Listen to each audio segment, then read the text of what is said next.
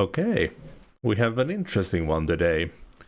Trying out one of the original survival horror games, Alone in the Dark 1. I don't know much about this game, just that it's one of the originals. There used to be an article on a book I had on a ton of different PS1 games back in the day. It was like 1001 games or something like that. It'll be interesting to try this.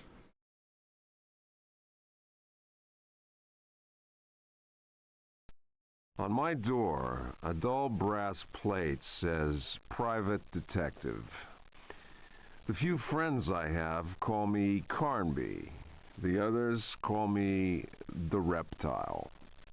I don't care to think what my banker calls me. These days, I leave my letters unopened. Bills and threats to send in the receivers just ruin my day.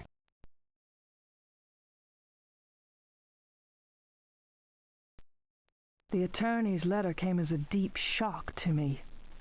My Uncle Jeremy had died by his own hand. The coroner's report was unequivocal. He hanged himself in the loft.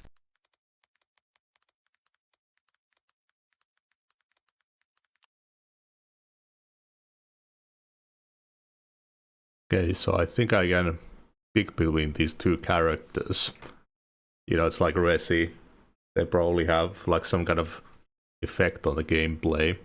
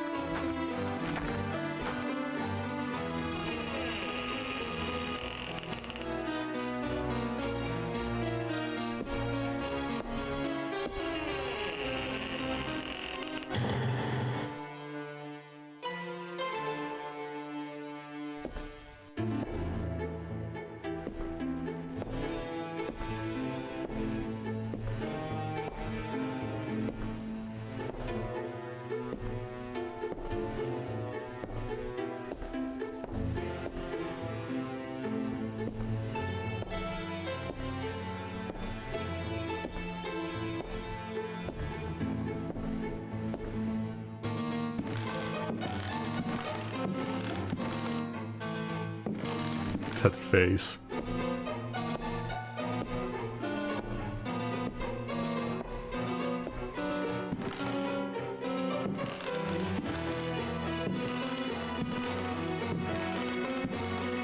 A very long intro.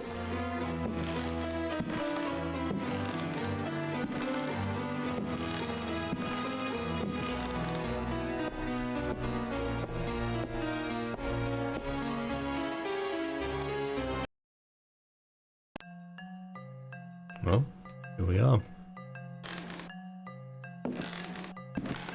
So we've got tank controls.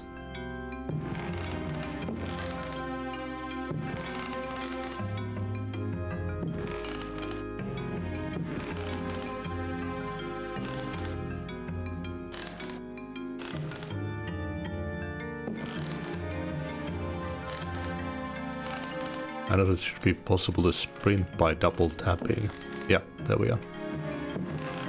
It's a bit hard to nail though.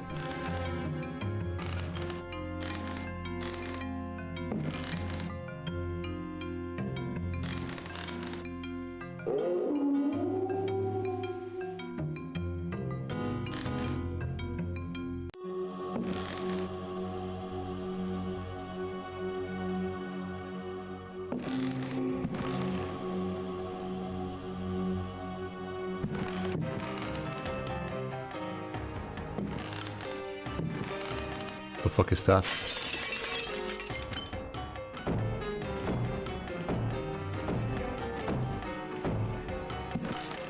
Already getting attacked.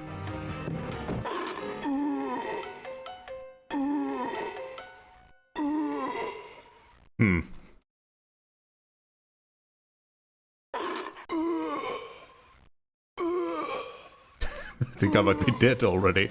I don't know how to get out of here.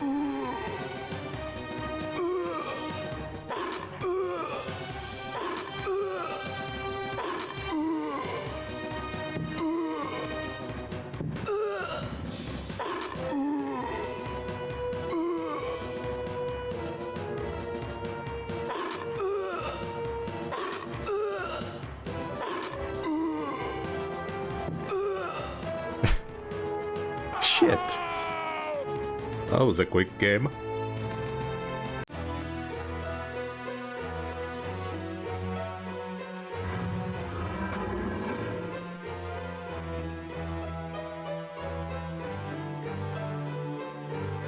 It's very hard to start the sprinting. You need to like double tap it, but it doesn't detect it sometimes.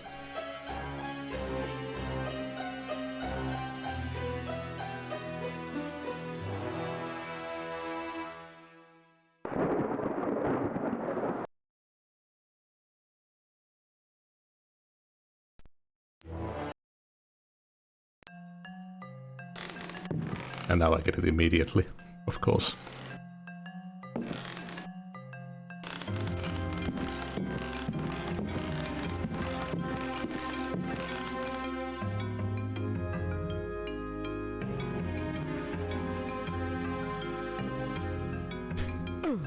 Yeah, you can like throw down. Okay, by holding space.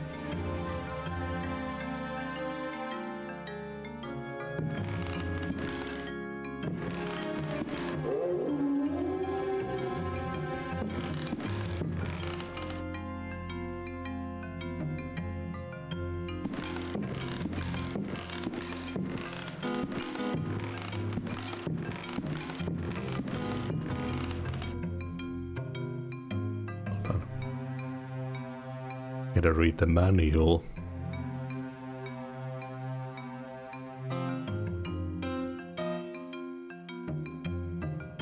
There's the use key.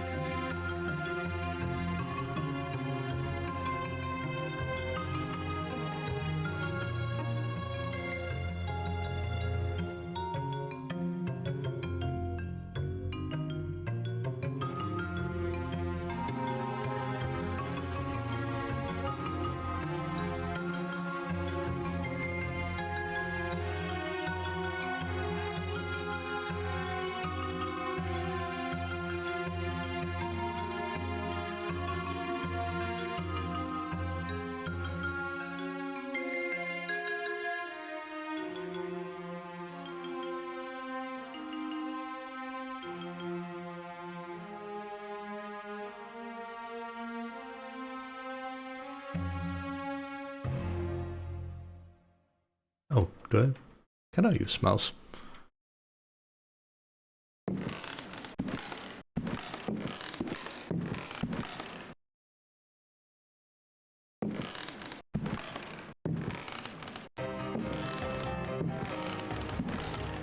Am I supposed to fight this thing, maybe?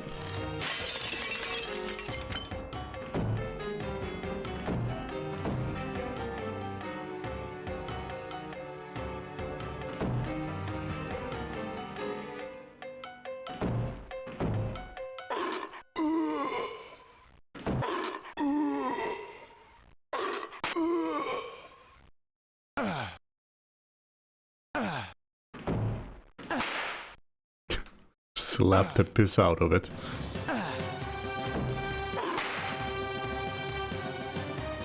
Come get some.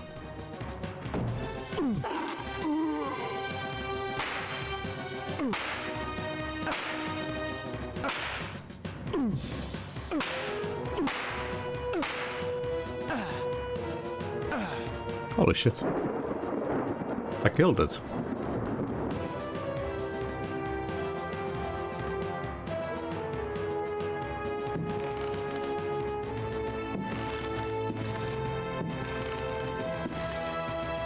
Okay, fighting is a very valid option then.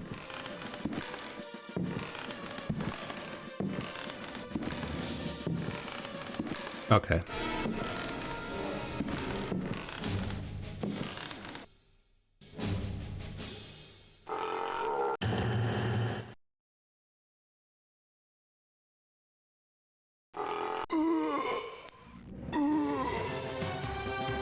Okay. This guy I think is too tough.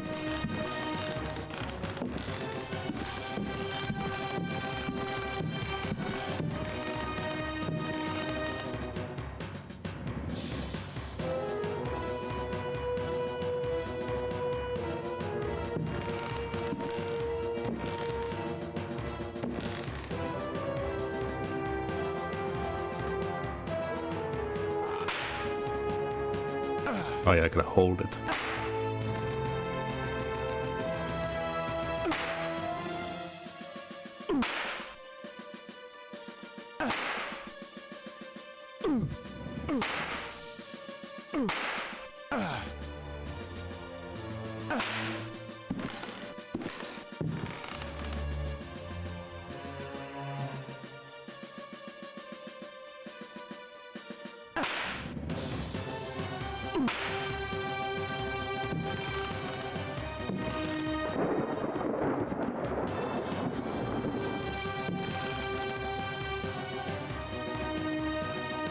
Is it not opening the manual?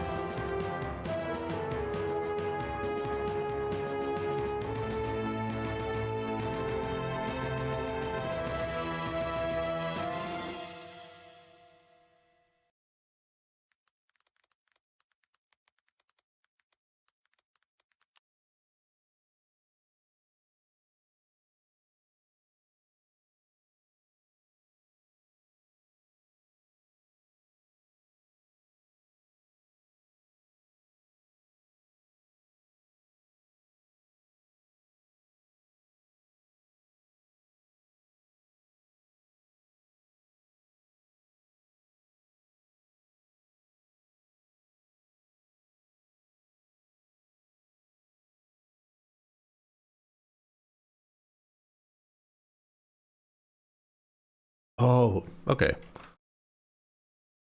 I see. It's like a classic point and click kind of.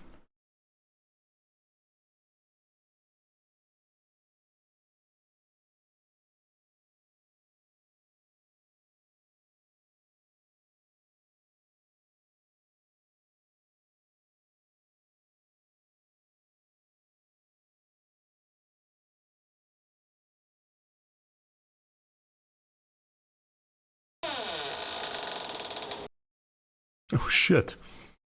That would have been helpful.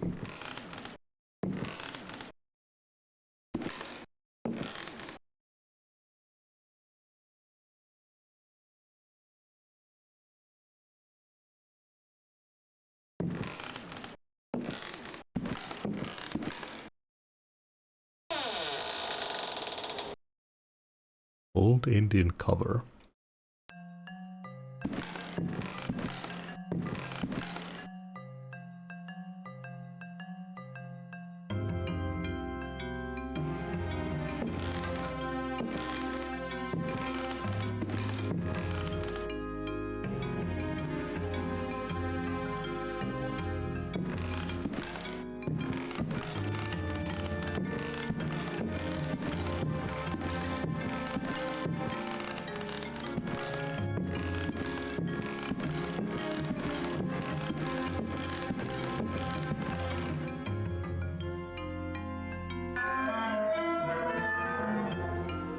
What's that? Fragment of the Myth of the Golden Fleece. Translation, Edouard de Villeban. Hesperides Publications. Even back then we had voiceover. Then Perseus came across Ichthys, who had been turned into stone. He spoke to his companions and said, "Beware of the Medusa. He who looks into their eyes is doomed to the same fate as that which befell poor Ichthys, and will never more set eyes on Seriphos." "Must we go blindfolded?" asked Eumolpus. "Take up your bronze shields and polish them until they flash in the sun," answered Perseus. "Fill your hearts with courage.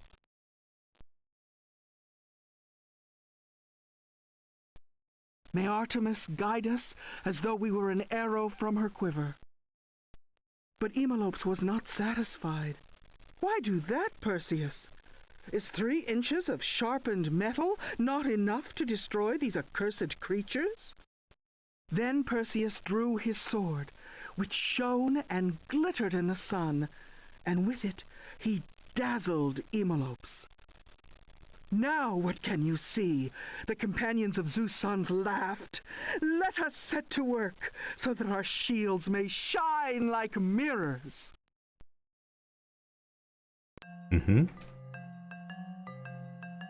I'd love to have voiceovers in modern horror games for reading.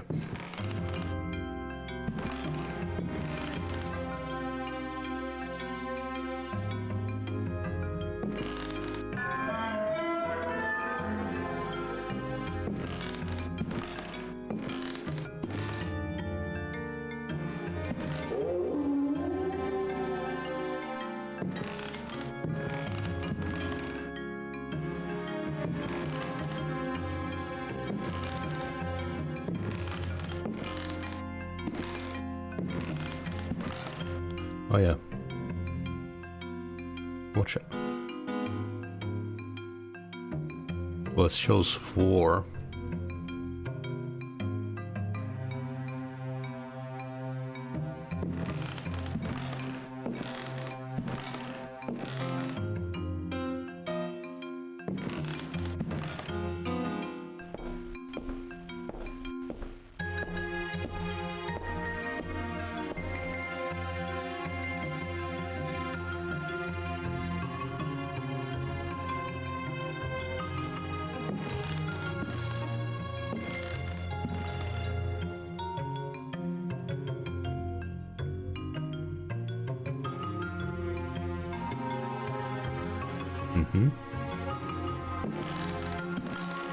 I like the style of this game.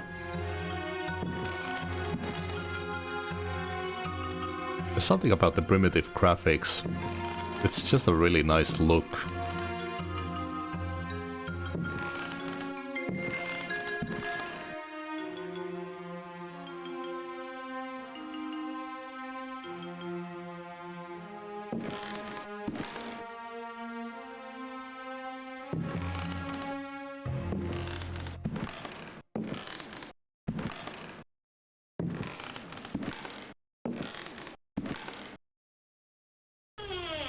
Oh, that was a door.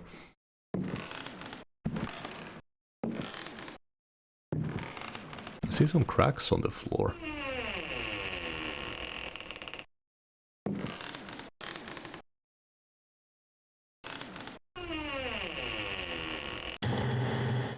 All these self-closing doors.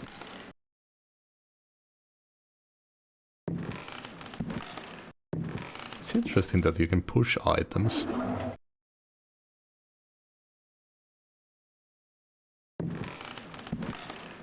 Don't know why.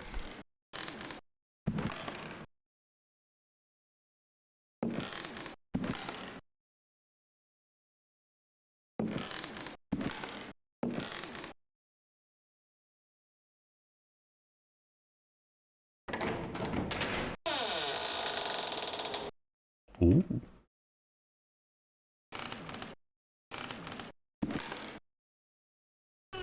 Gladly take that. Oh shit.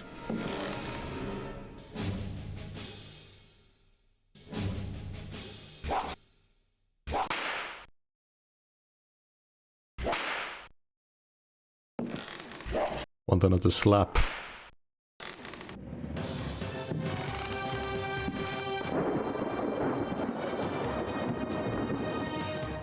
Oh shit, did the saber break? It did. That's not good.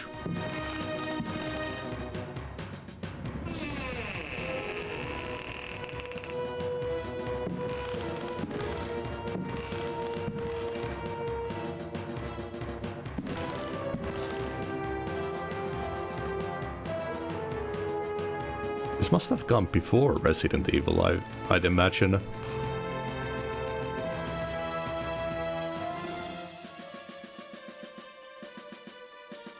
Can I still stab with this?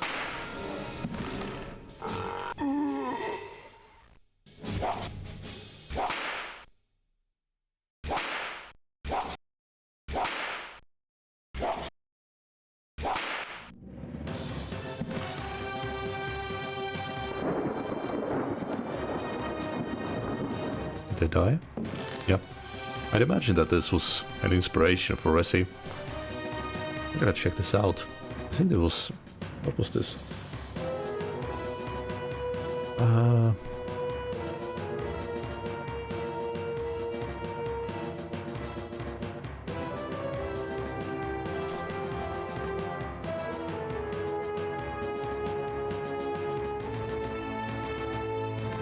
This was 1992.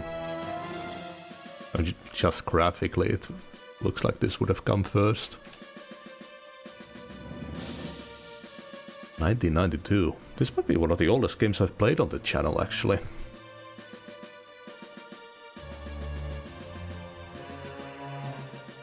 Resident Evil came 4 years after this.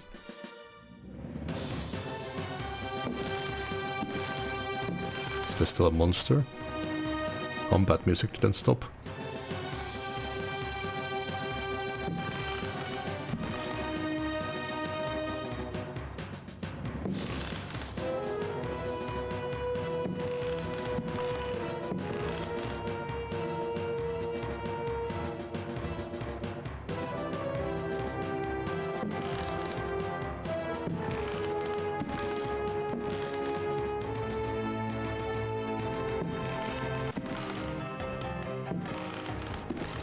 Oh shit, this thing again.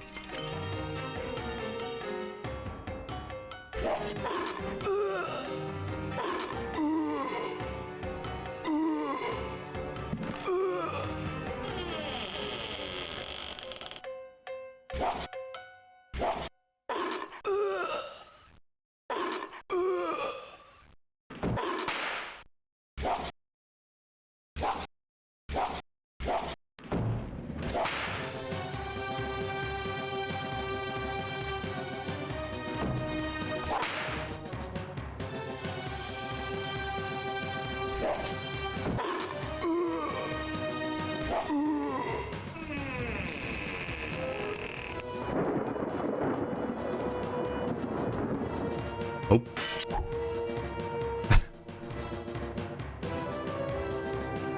Oh. Hell yeah. I don't have any healing items, I don't think.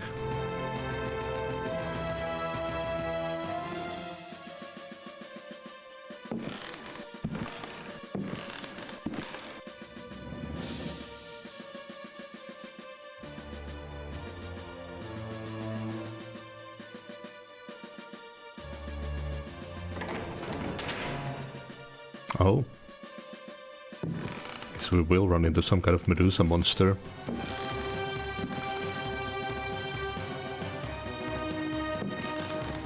Music is still going.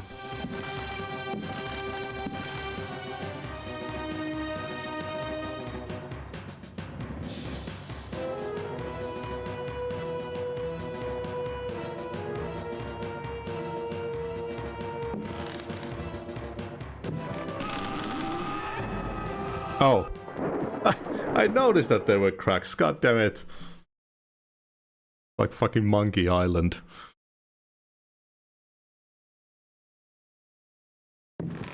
If I see any visual danger, I better keep it in mind.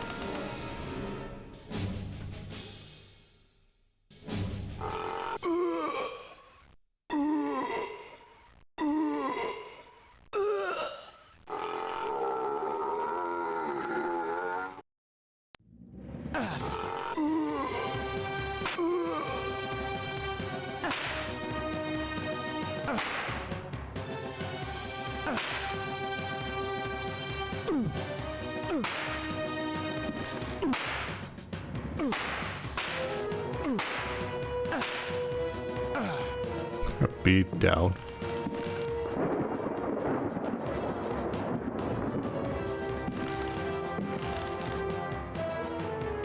Gotta remember that I need to select the fighting.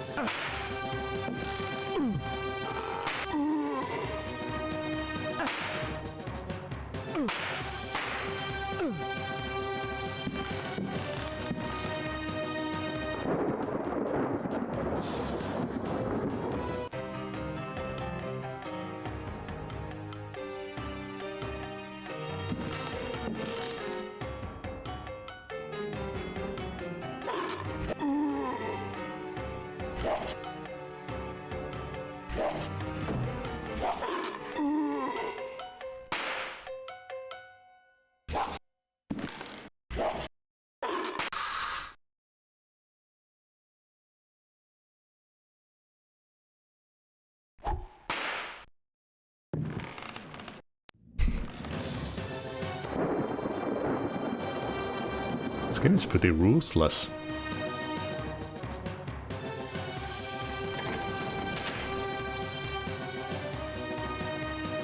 Should I be using the oil lamp? Just saw 0 on it. Maybe I can heal with it.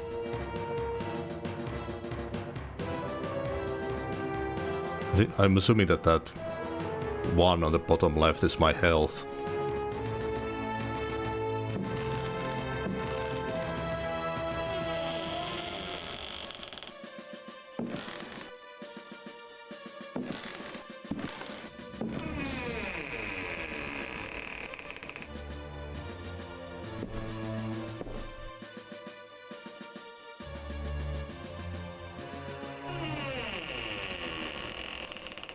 Oh, nice.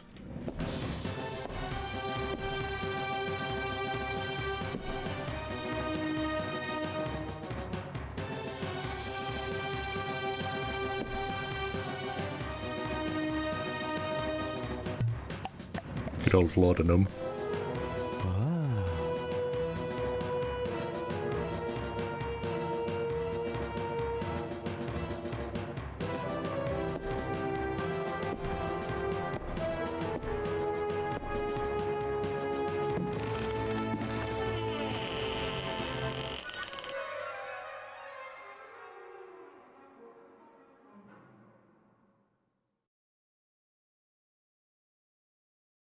What is that?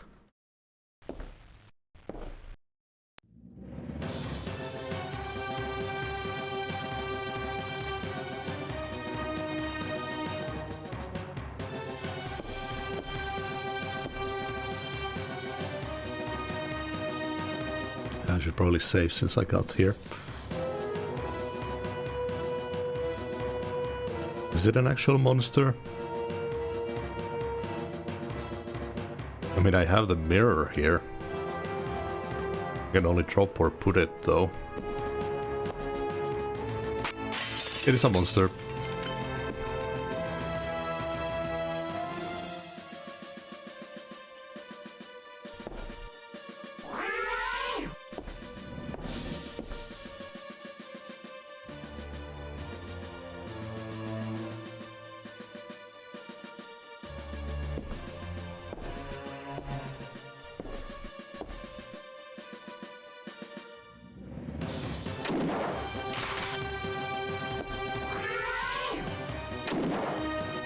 I totally missed that one.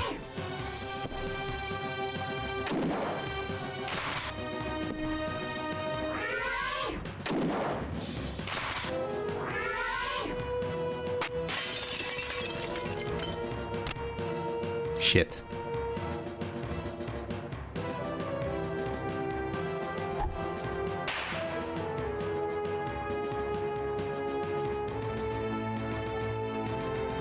Oh, the mirror broke.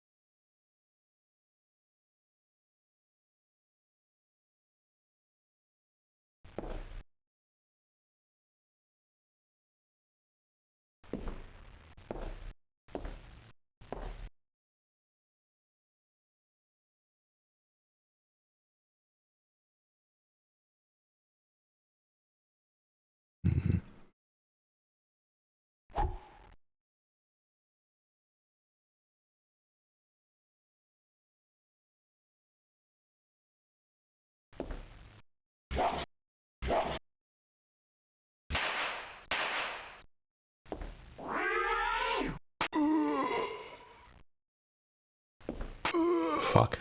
It's got some range. I think I missed most of my shots too.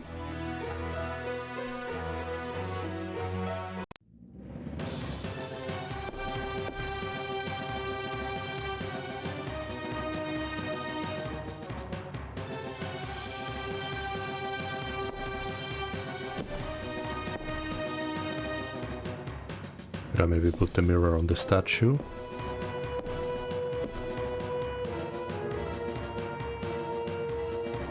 Aha!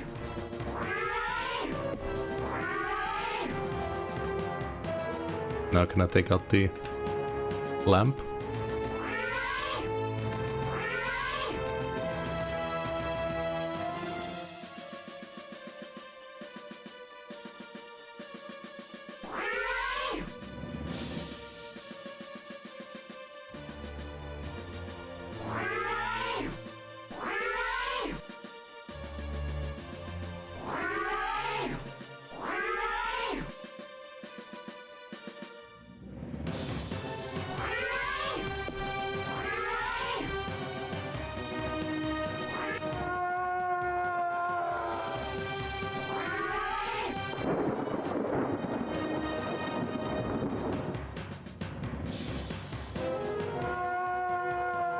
Sweet.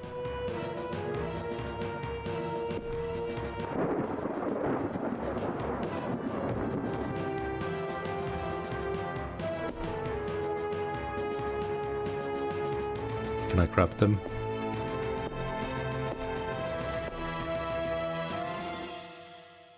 No, I think I could leave them here.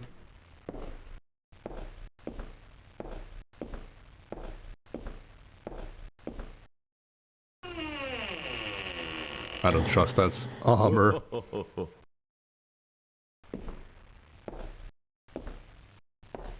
Not one bit.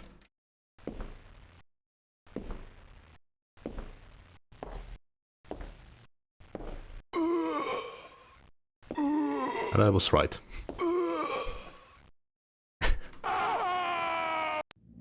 It's real hard to try escape from such a fast attacking enemy.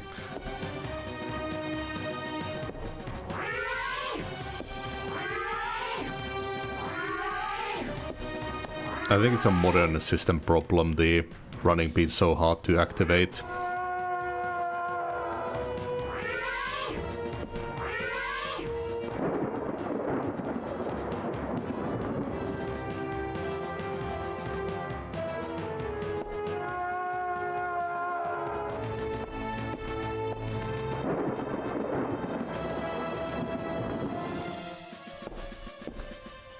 Save at the bottom of the stairs so we don't have to do that again. Probably wait a bit before we go that suit of armor way.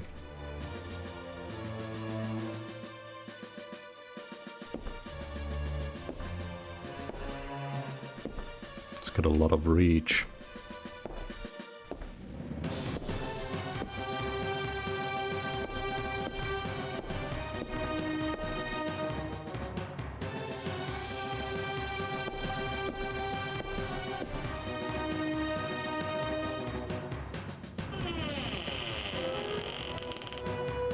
Wait.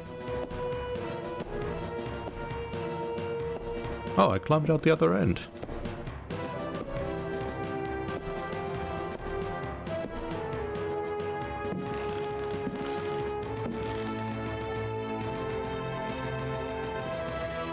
Nice.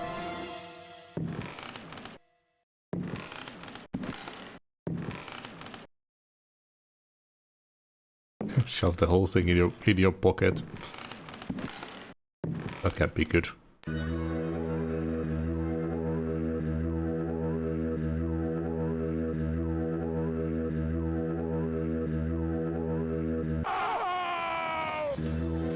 Well done.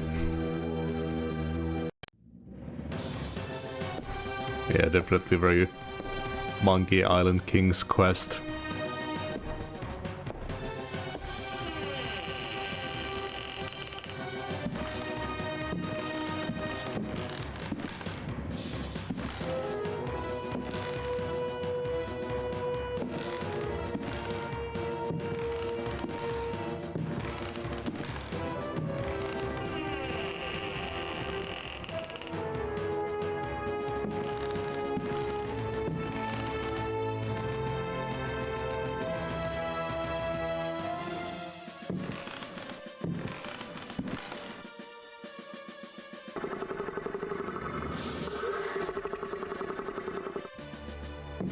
Mm-hmm.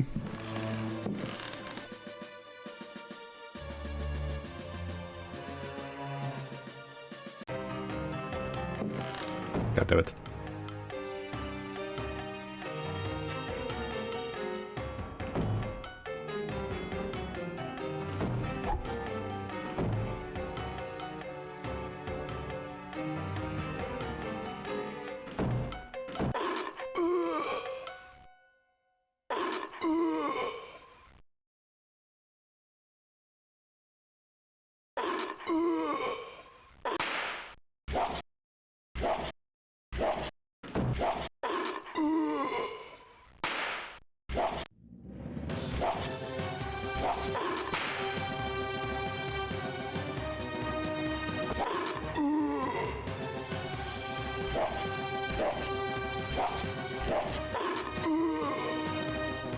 It's really hard to get the proper range here.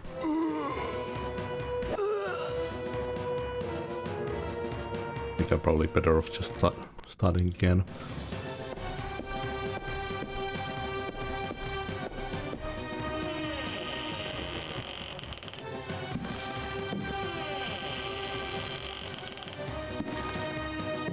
Old games were just that brutal.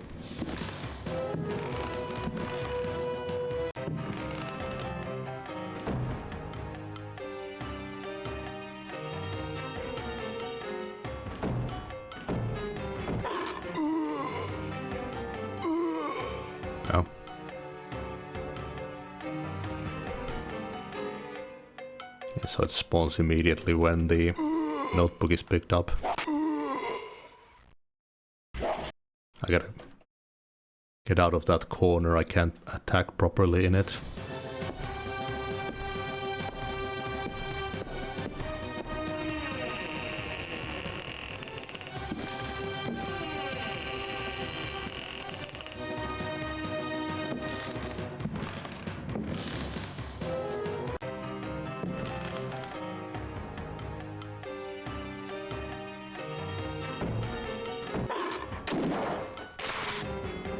I shot, but I don't know if I did any damage.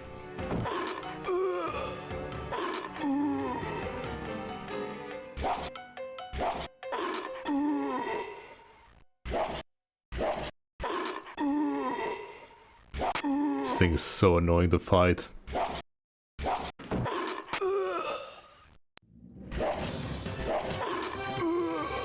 Yeah. Oop, not safe. It's really hard to reach that range. Maybe I should hold off on picking up the notebook for now. I guess I could try escaping it as well. I just gotta get the sprint to activate.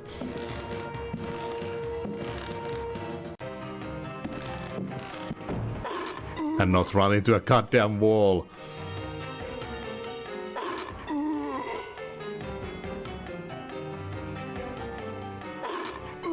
I feel like I had more range in just fisticuffs.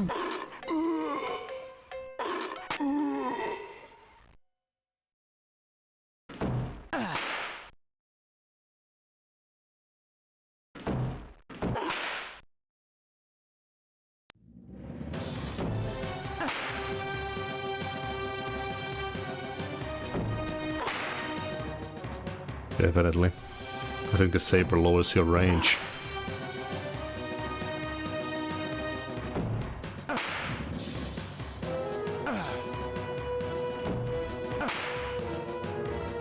Kick the piss out of this monster.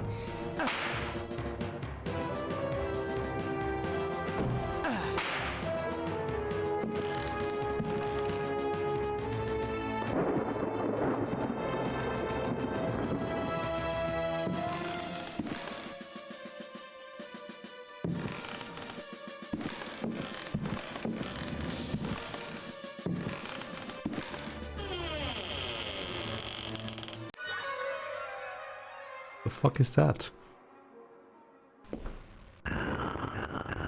Oh, okay. That's some rage.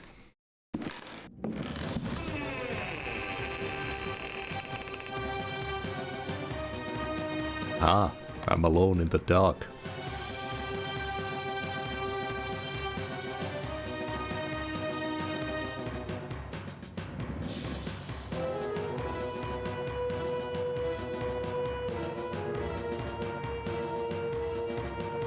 How did I turn it on?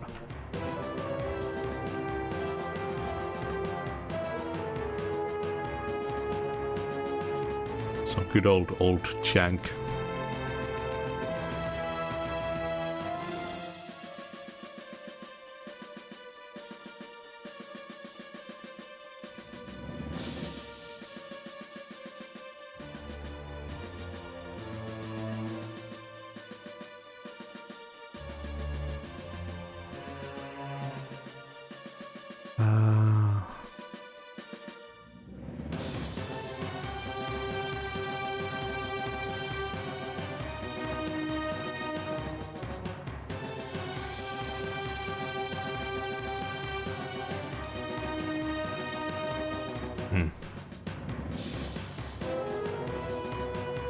Oh, I probably need those. I think there were like matches in that room with the ghost.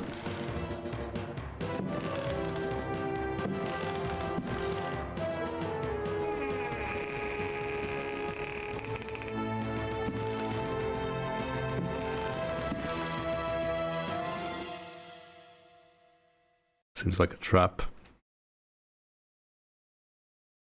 Like ropes on the painting.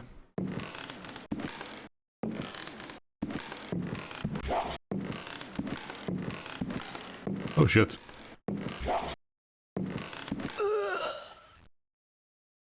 Okay. Everywhere is death.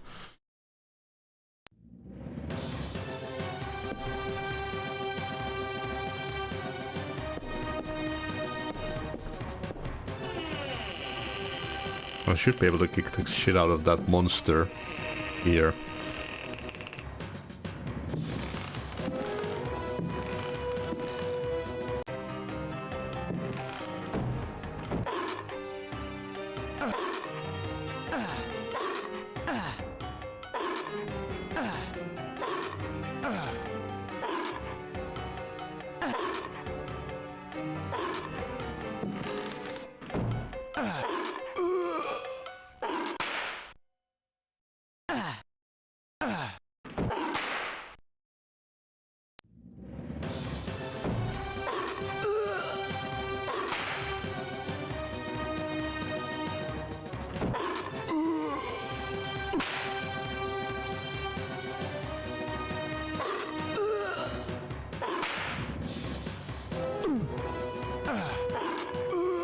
I suck at the fighting.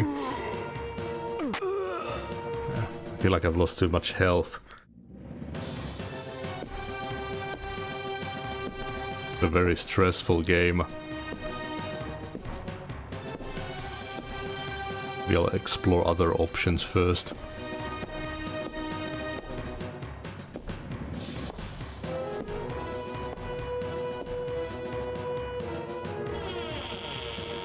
If I could find a proper weapon that doesn't just break after one hit, that would be nice.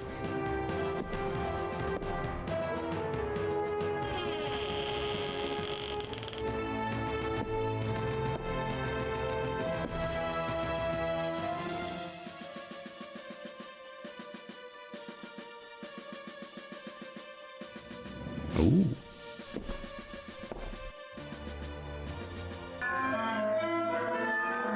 Oh shit. Something's coming after me. I stole its biscuits. That'll work.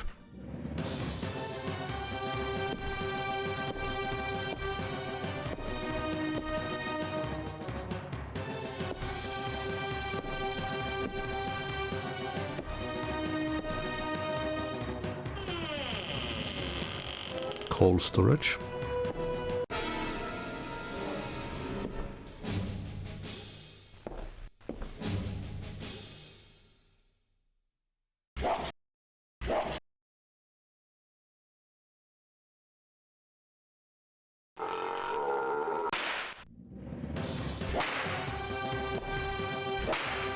I love this angle. Got it.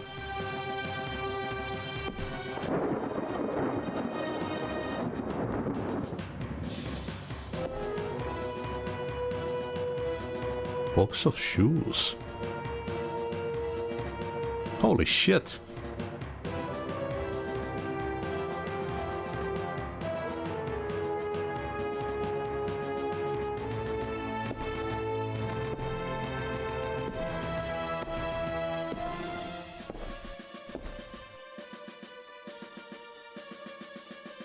Oh nice, now I can start the lantern up.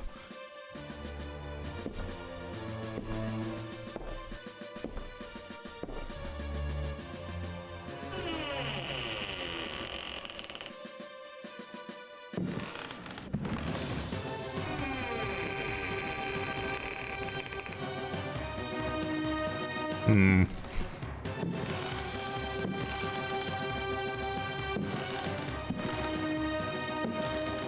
I'm gonna drop down a save.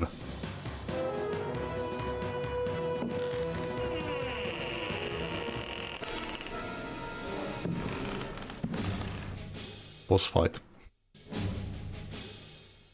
I got 2 knives. Are they gonna break at some point?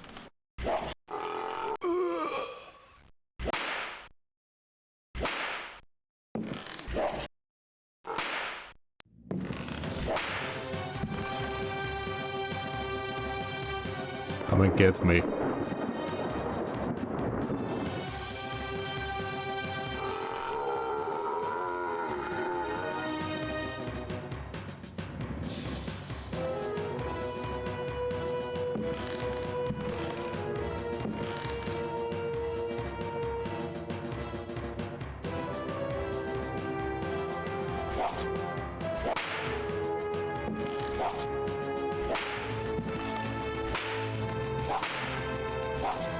I'll fuck up every single one of you.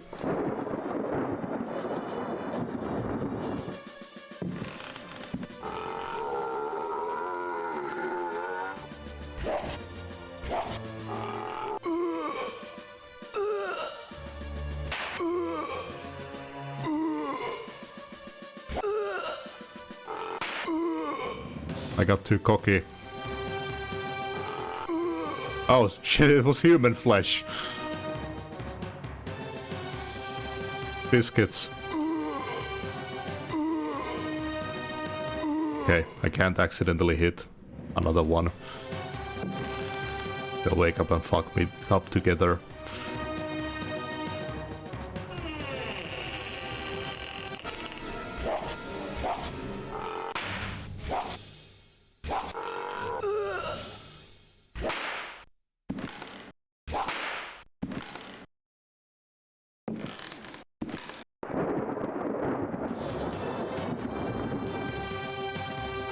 Oh shit, it thought that I defeated that other one normally, so it woke up that other one.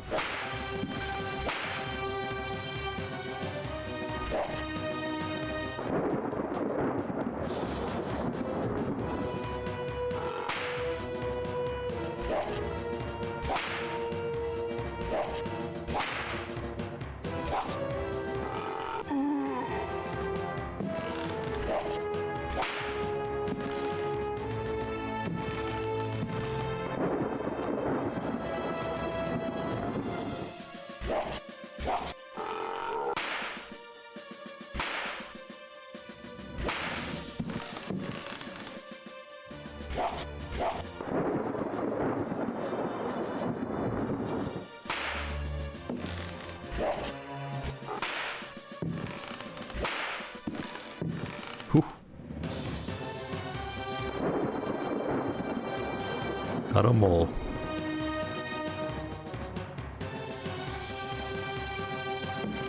I probably could have distracted them with that. Oh well.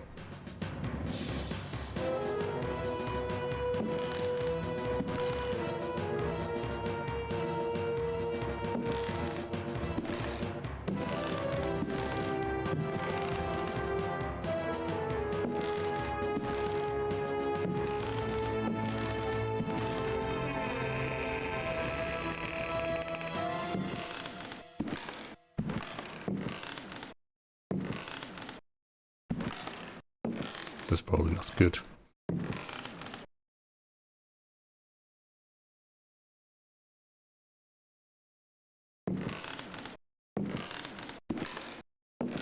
Does it restart when I get in there? It does.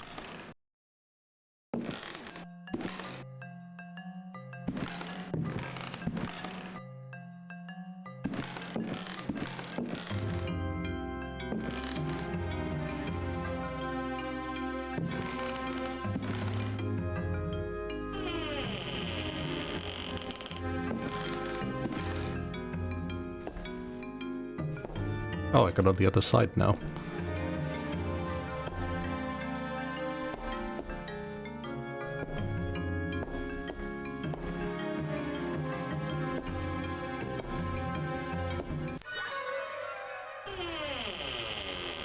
Ooh.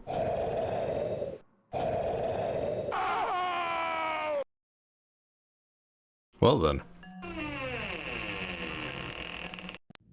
Oh, it only does one save.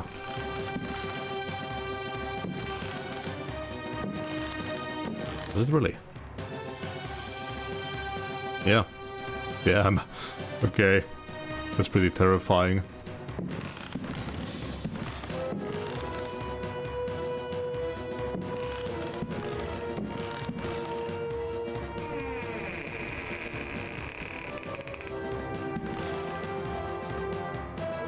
Yeah, so if I save in a bad spot, I'm fucked.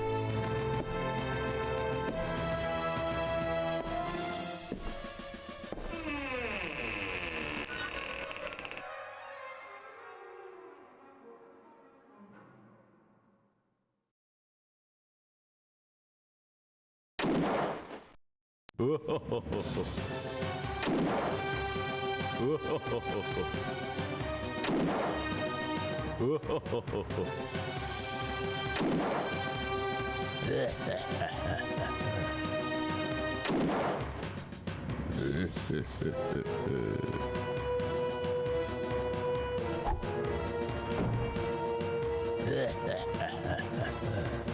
much ammo can this guy take?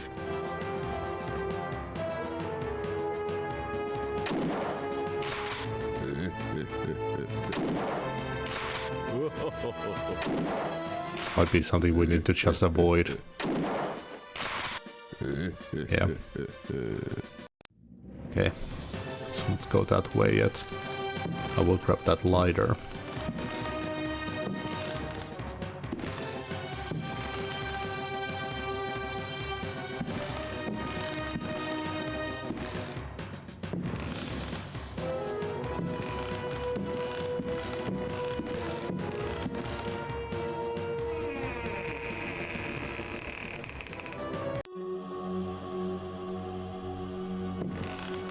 Oh, what's with this theme?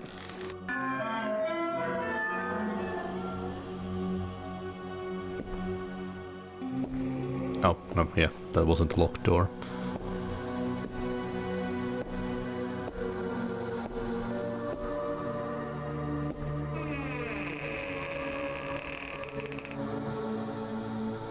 Mm-hmm.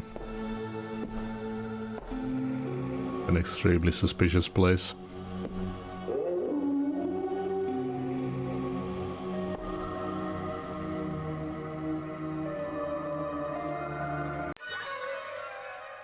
Interesting.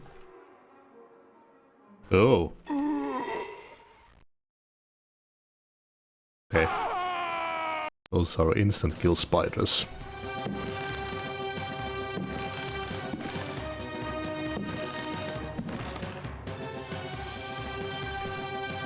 Yeah, this area really liked those deaths you have no way of seeing coming.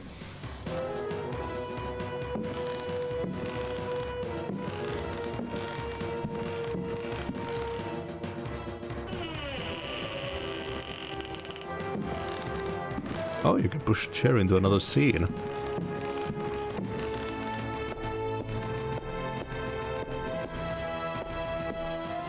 That's locked, that's death. Well, at least if we pick up those arrows.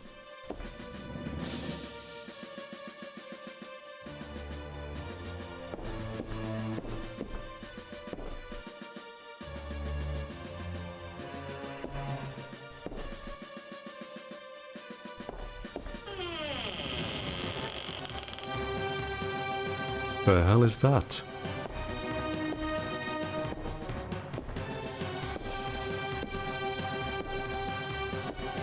Oh.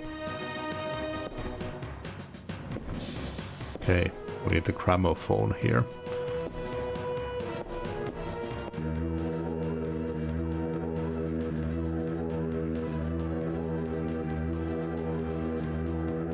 Is it possible to outrun this?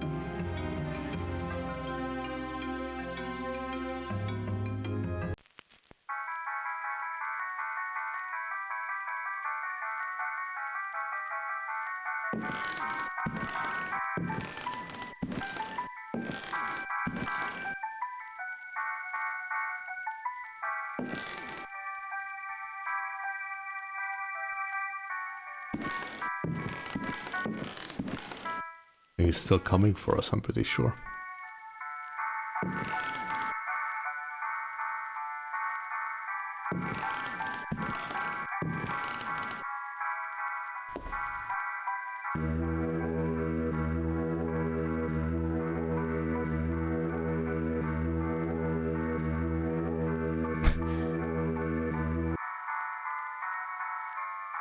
There we go. Had to walk up the stairs to die.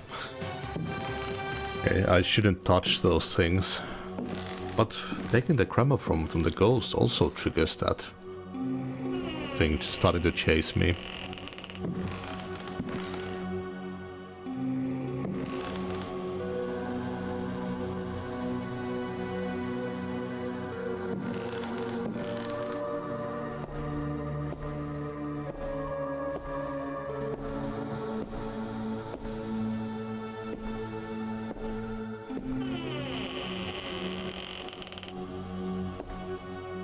I guess I'll need to drop some stuff into maybe that previous area somewhere big.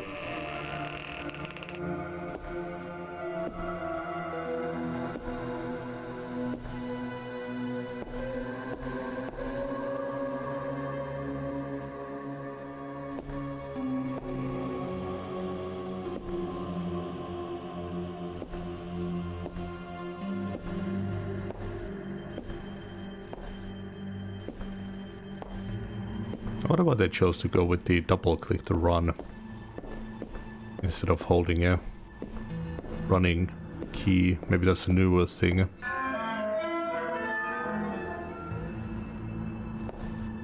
Hadn't become the norm yet.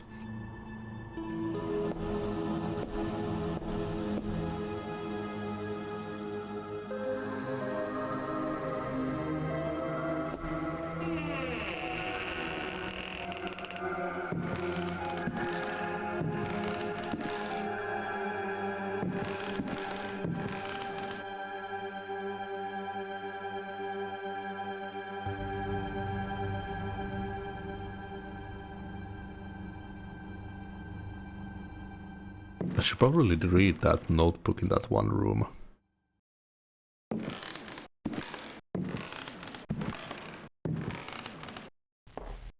The ghost didn't aggro this time. Is it because I ran in front of it last time?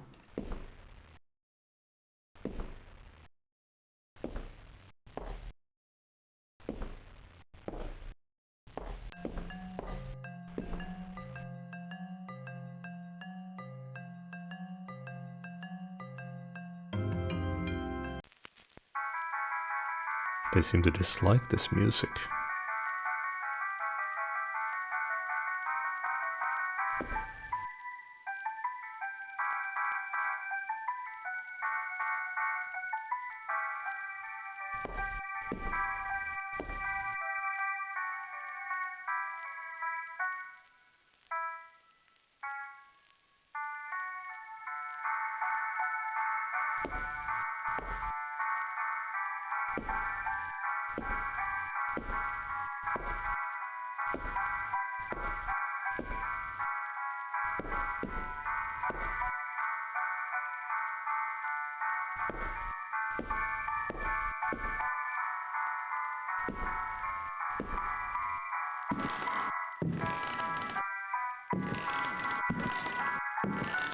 What's this song?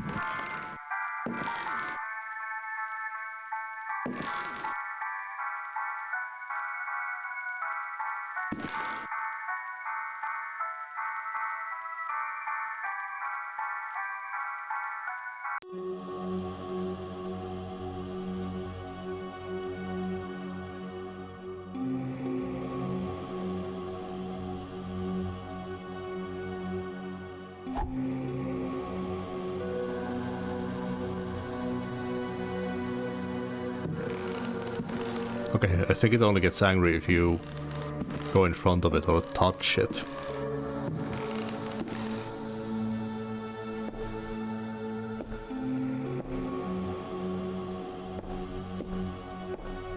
I think we're good to save here.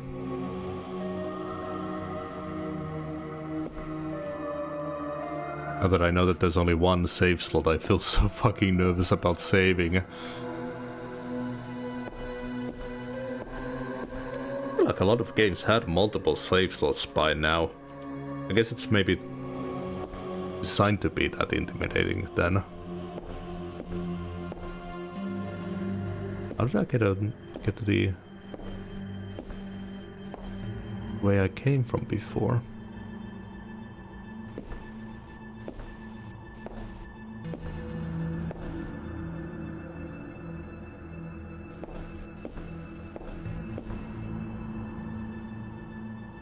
This takes me to the night.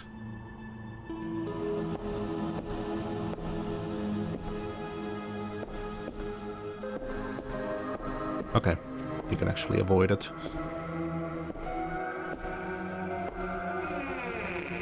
Let's get the notebook and shoot that dog thingy. At least try to. It's at such a bad angle that it's difficult to do it.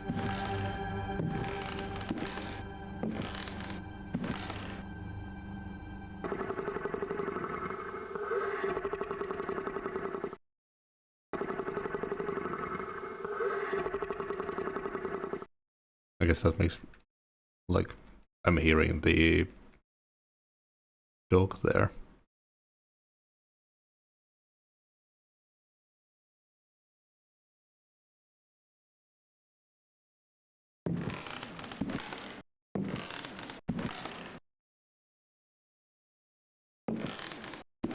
You have to specifically pick it up.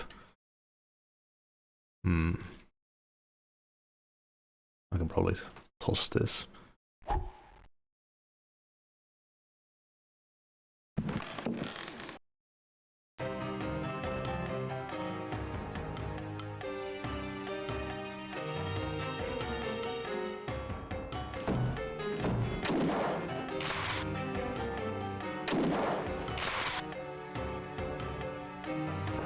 There we are. Okay. What is this bit here? It's a weird texture. Diary of Jeremy Hartwood. September 27th, 1924. I have decided to keep this diary. Too many inexplicable events have taken place recently. Never have dreams so haunted my every waking moment. Perhaps my romantic mind was too dull, and has only now woken up to these new paths and visions. Some, seeing my recent paintings, may question my sanity. I can only ask them, what is sanity? Where does madness begin? Usually a good sign that you're mad. September 28th, 1924. The night is pitch black. I am again drenched in sweat. I was wandering in the dunes, among giant standing stones. They were arranged in a circle, and the wind whistled about them. I plunged my hand into the soil and felt that repulsive thing which was trying to catch me. It seized me. I struggled to break free of its loathsome embrace and managed to tear my hand away. It was covered in sticky substance. I was gripping a knife. October 5th, 1924. The stone circle is a pentacle. Derceto's library is filled with books on the occult. I will study those books until I find some explanation for the dreams. The visions that haunt me must be connected to my discoveries. I shall have to undertake a profound exploration of my dreams. December 16th. Dear God, I have found the knife. It was hidden here, and what I have learned fills me with apprehension. It is a sacrificial dagger belonging to some unholy cult. The thought of that blade tearing through human flesh horrifies me, yet I must continue my research. Derceto is a storehouse of treasures. Was my father right, after all? January 23rd. I spend all my days plunged in dusty books. The servants are convinced I am mad. At night, I awaken them with my screams. The dreams are draining what sanity I still have. I have tried staying awake, but in vain. My visions have changed. No doubt the influence of my father's research. February 7th, 1925.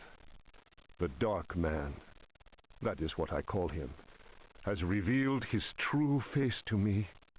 He appeared, as usual, near the fireplace, but this time he approached me. His terrible smile will haunt me to my dying day. His breath was ice and his burning eyes froze me. I could not move.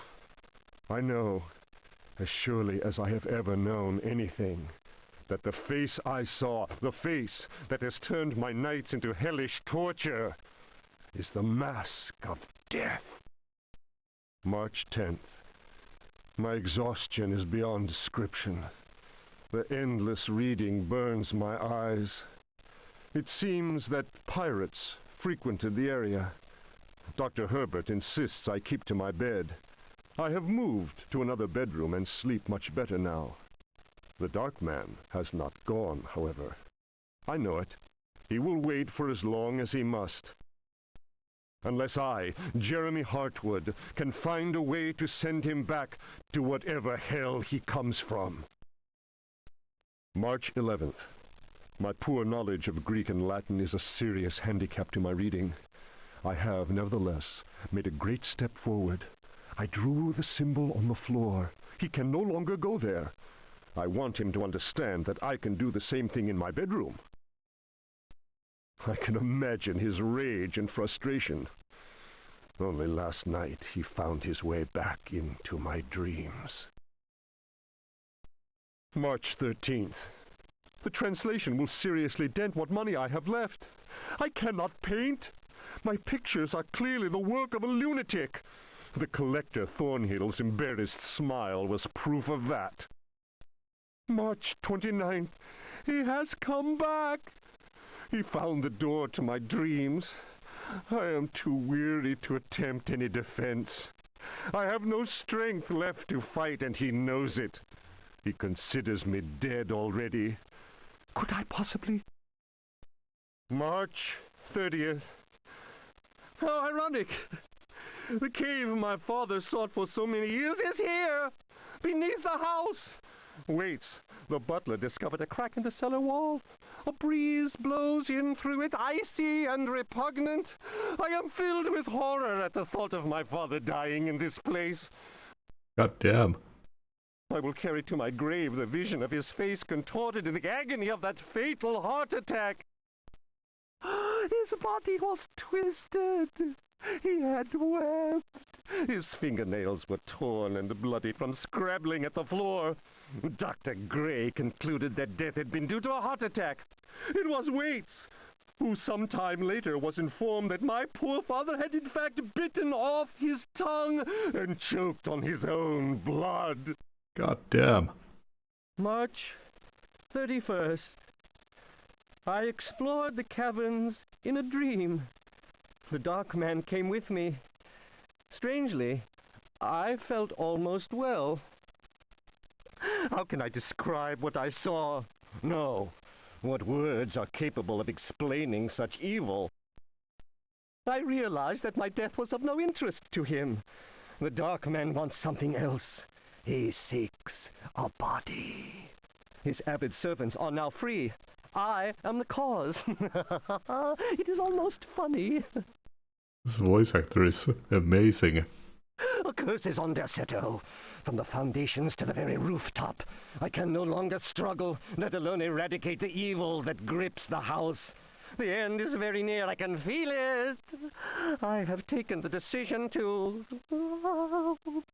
May he who finds this diary pray for my soul. That was amazing.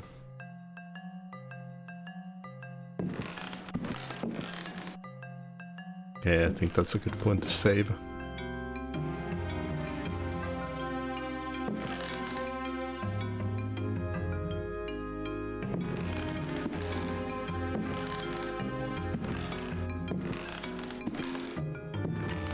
With the plant monster thingy here at the top, we'll probably shoot that thing as well.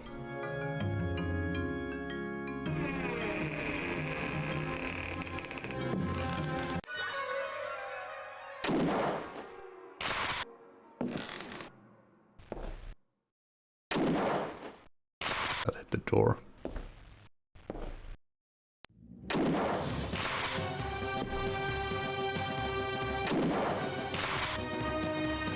I think it was stunned for that one. Did I knife it when it's stunned like that?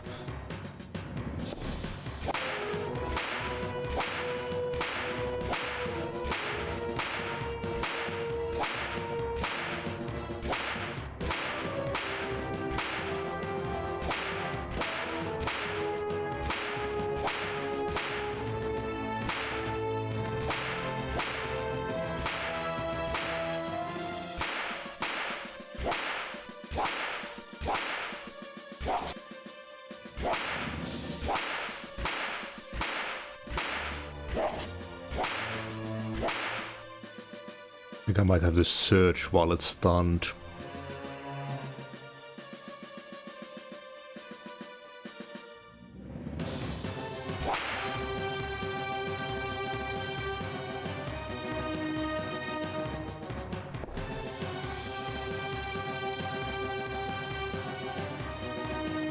Nope.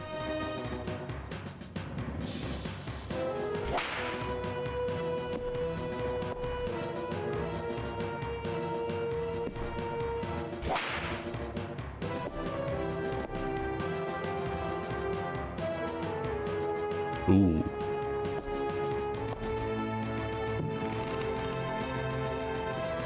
Okay. I'll take one shot at it to get it stunned from afar. Then I'll do some searching while it's stunned. I just need to get that first aid kit and the jug. Be right back. Okay, I think we can drop the notebook probably. Now that we've read it.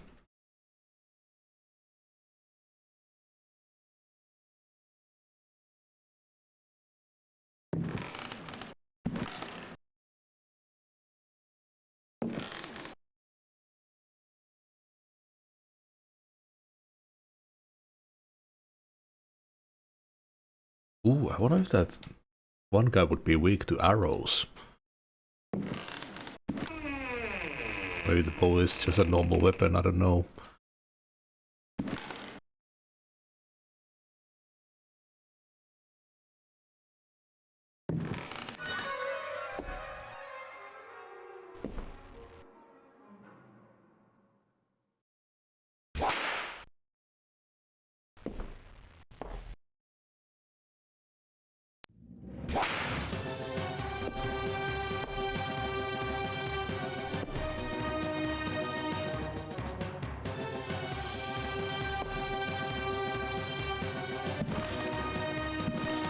How does the matchbox not take an inventory space?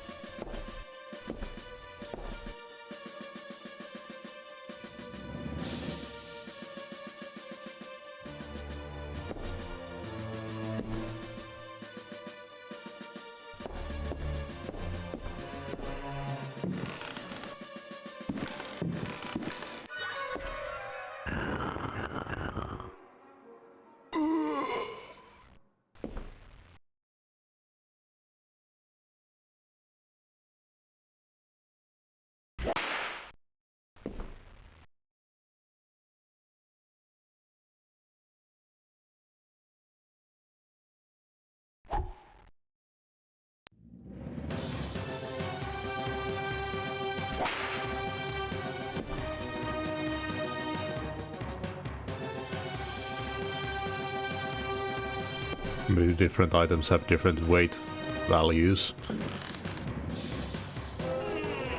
This was the dark room.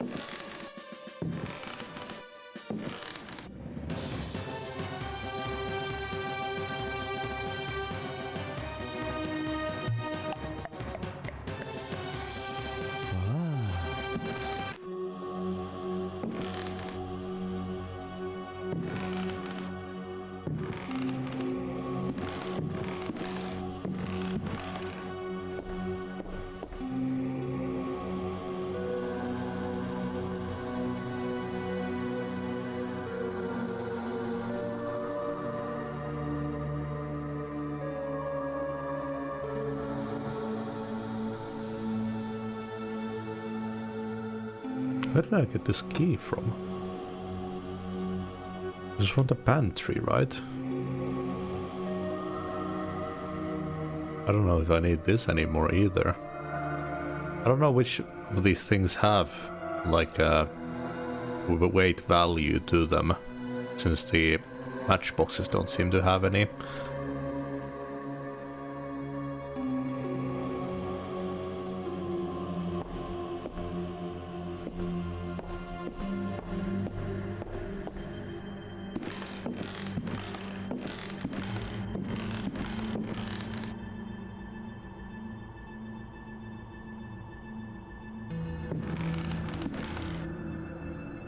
Very heavy statuette.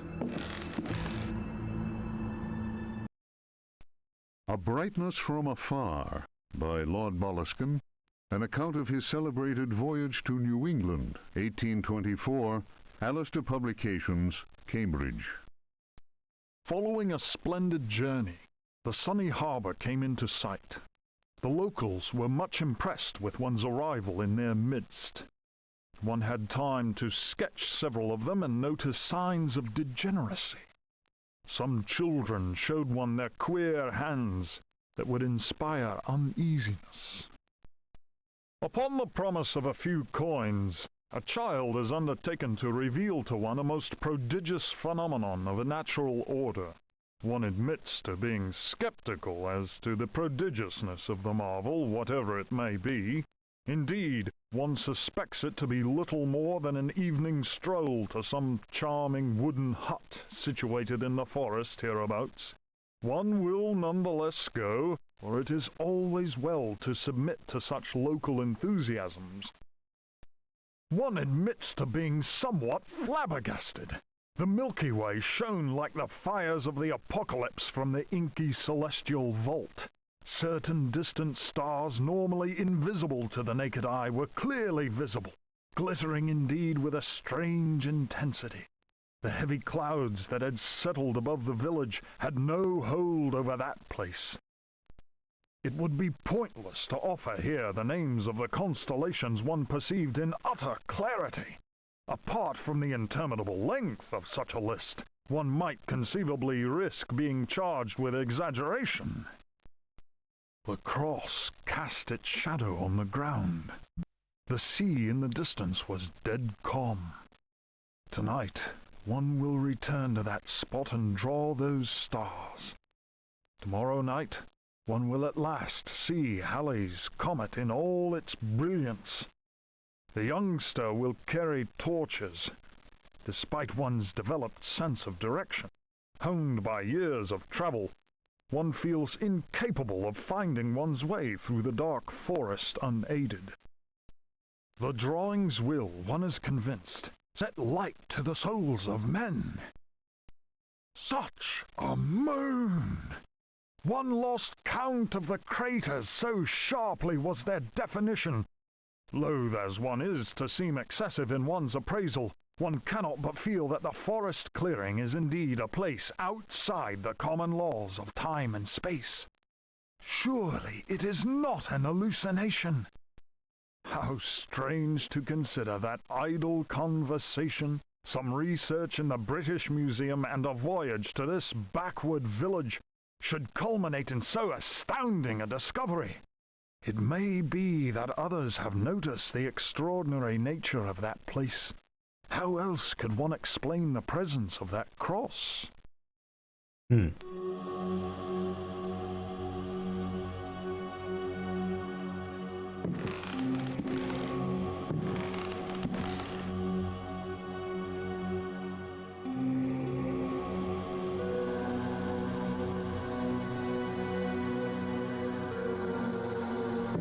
Okay, those don't seem to have a weight value either.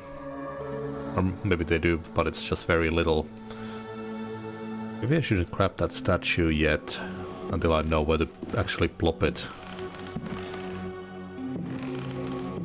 I wonder if I could put it on that spot that has like that gas coming out. That was like a square as well.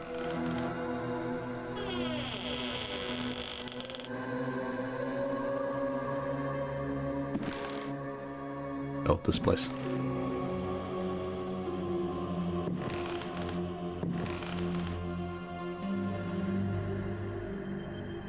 But try growing in and maybe... No, it just straight up goes through the...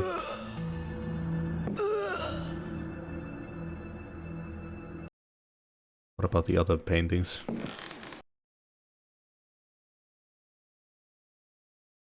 There we are.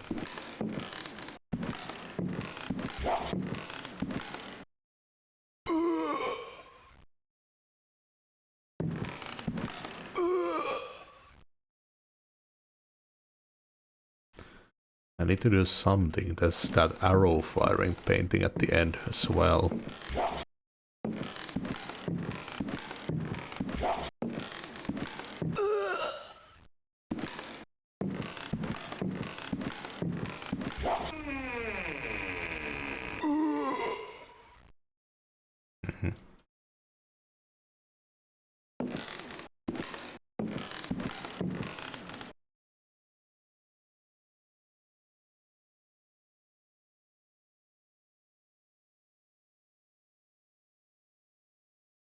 I probably don't need this anymore either.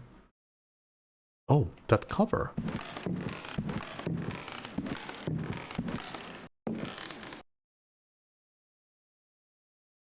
Forgot that I picked that up. Aha! Well, that will get me to the middle area, probably.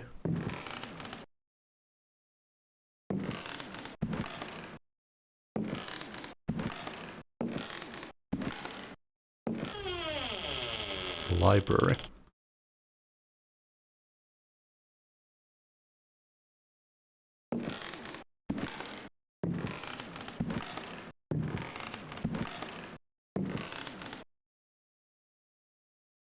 What is that?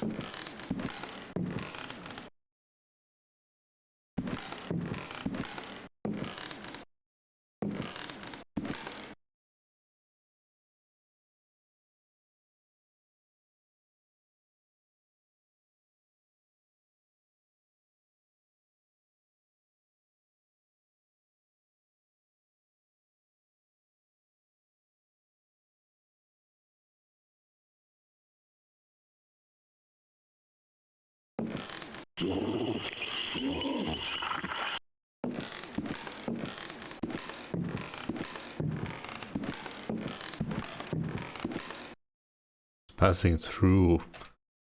I'm assuming we can't just kill it then.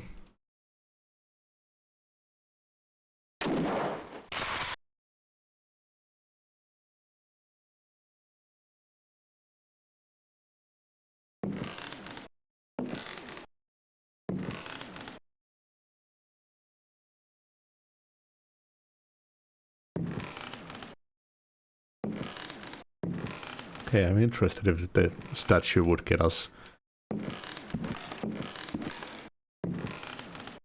safely into that room with the gas. Just because of a square shape. Makes me think that I could place it there.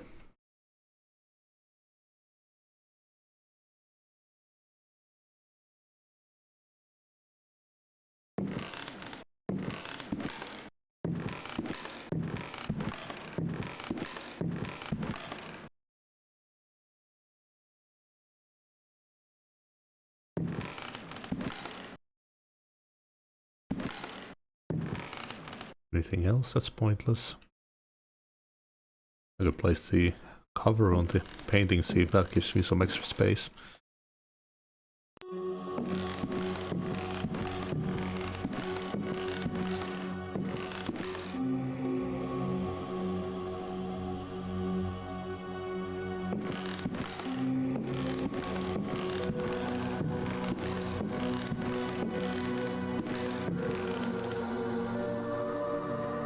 You could also just curse me knowing this game.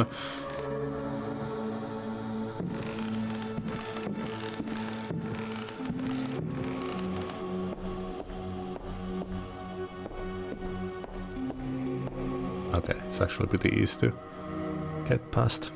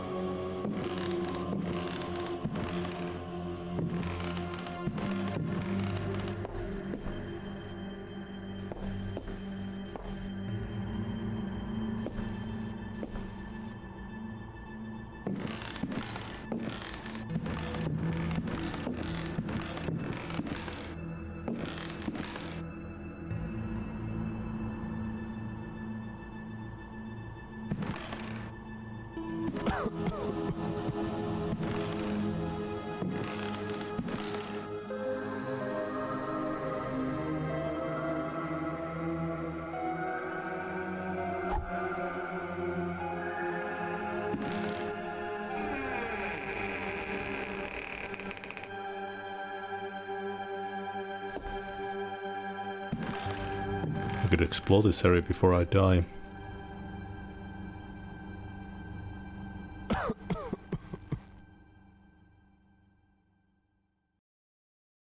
Another record. And a book.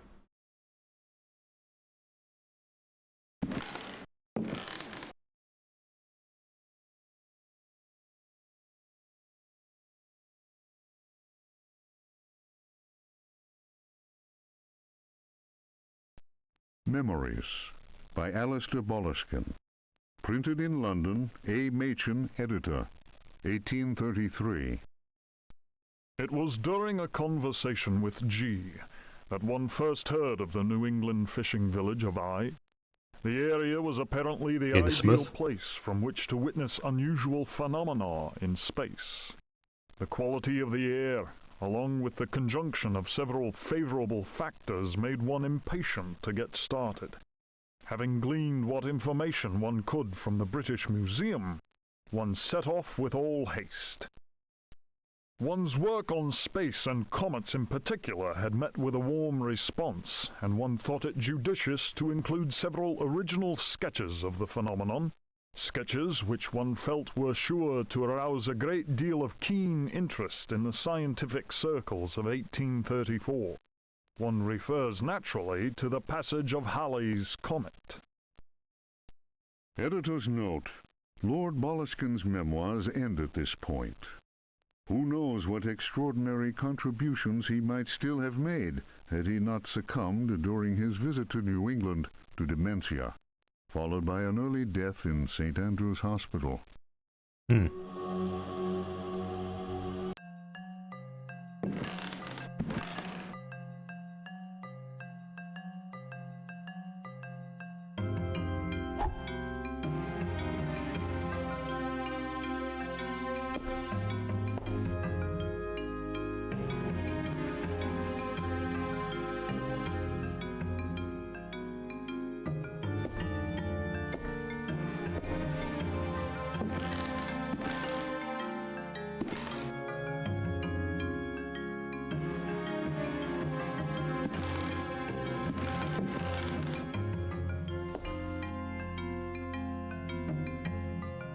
The stool in the corner, I think.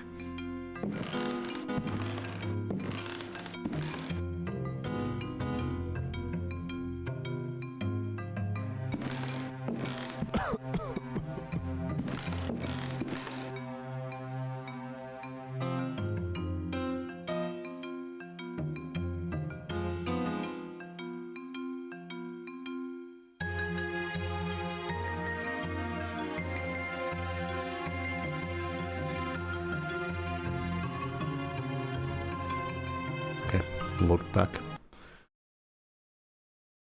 Well, the statue didn't get us in that room, but there is that recording.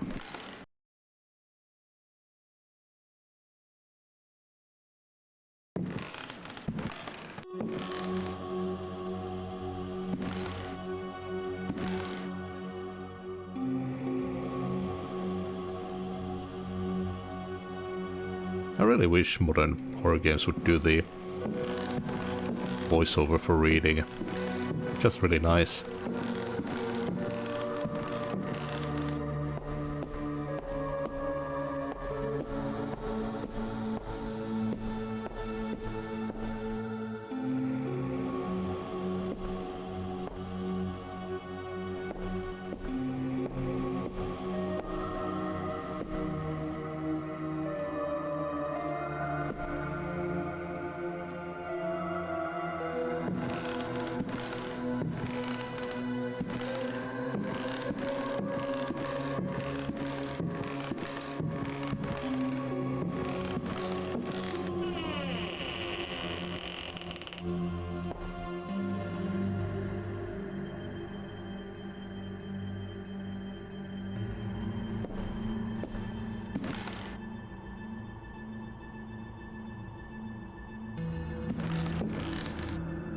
Okay. We can see if this is the right recording.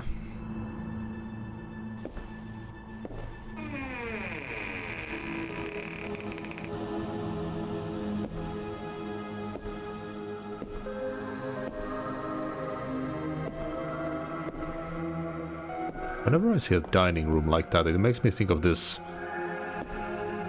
freeware horror game that I played when I was little. It was like black and white, and there was like some kind of African mask and a spirit coming after you. I can't remember its name. Oh, they dislike this one too. Huh. Anything else in here?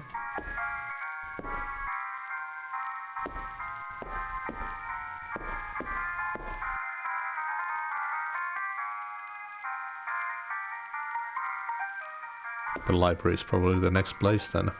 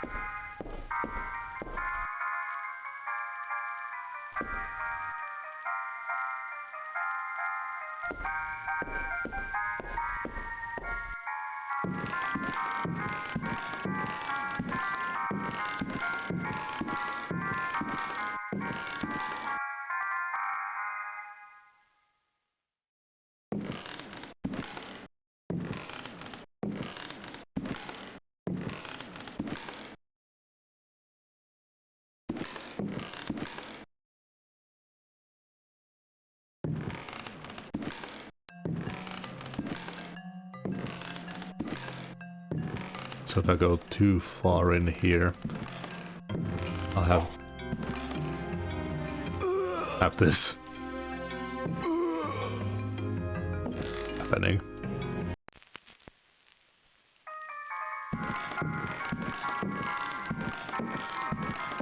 That one's all the way on the other end, though. Didn't I get there before without it firing at me?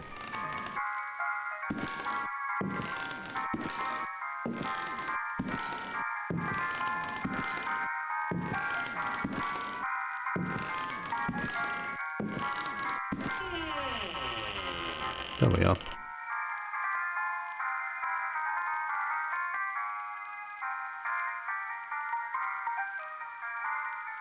Just gotta avoid that weird spirit thingy.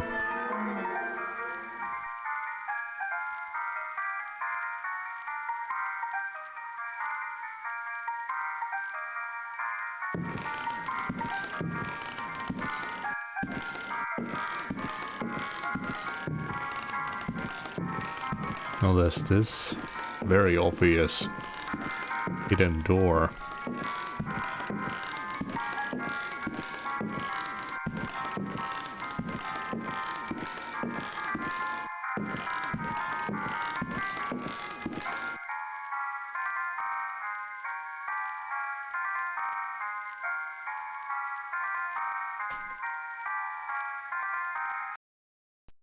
Fragments of the Book of Abdul.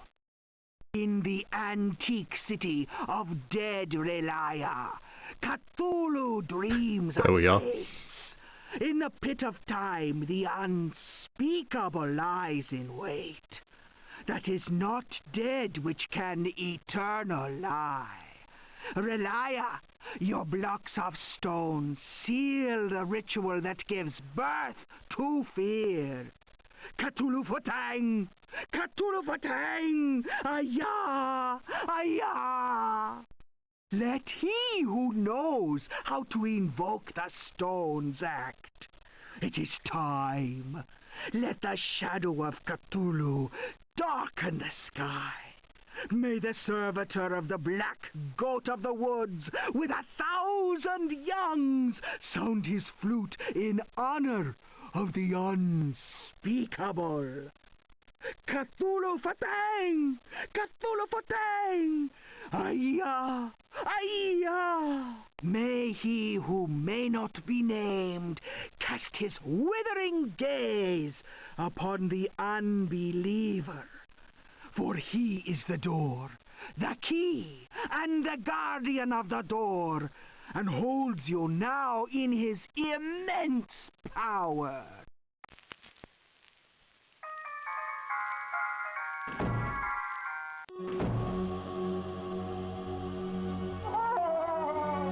Okay, I died just from reading that thing.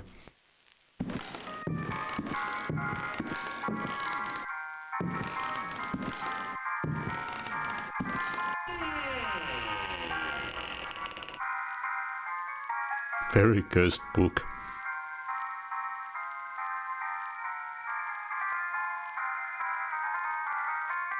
Hey, what about the door out of here? Can't I just turn on this light? No.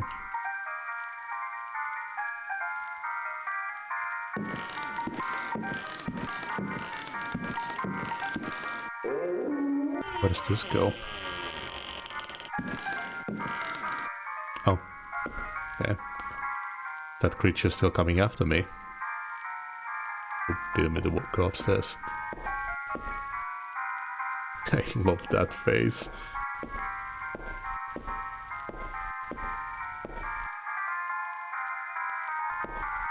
I think it's just locked in the library.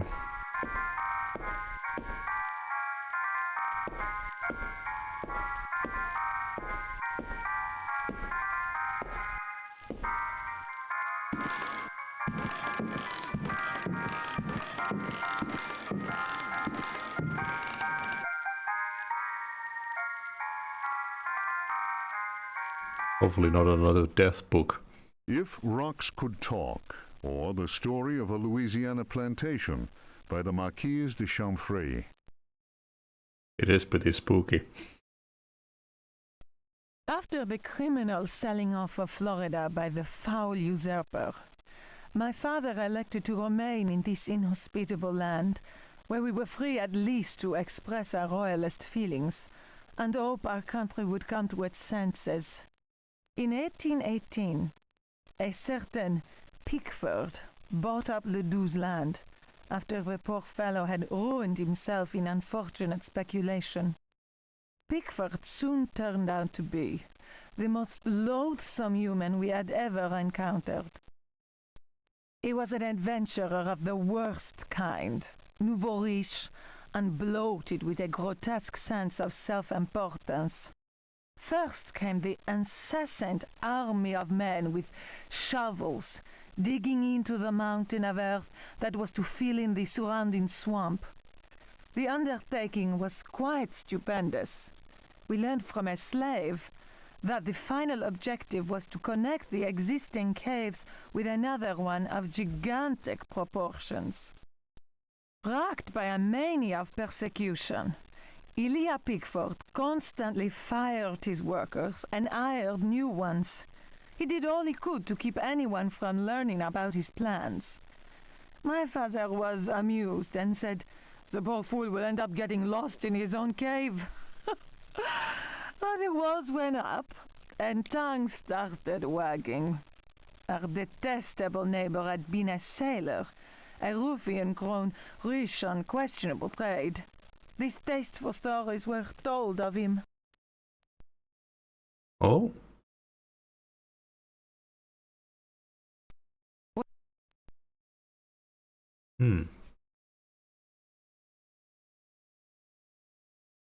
Are those the fireplaces they have marked? Looks like it. That's the ballroom north.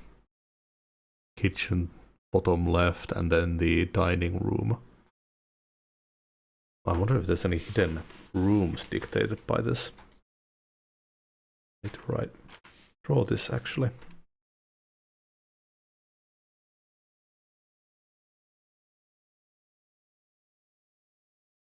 Oh, I can just capture it.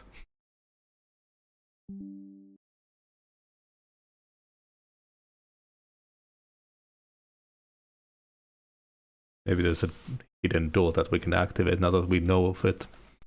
When the work was finished, Pickford invited us to the opening of his rambling mansion, which he named Derceto. My father asked what the strange name meant. Pickford answered, "Derceto reminds me of Astarte, the fertility goddess. Around here, the name is Shub-Niggurath.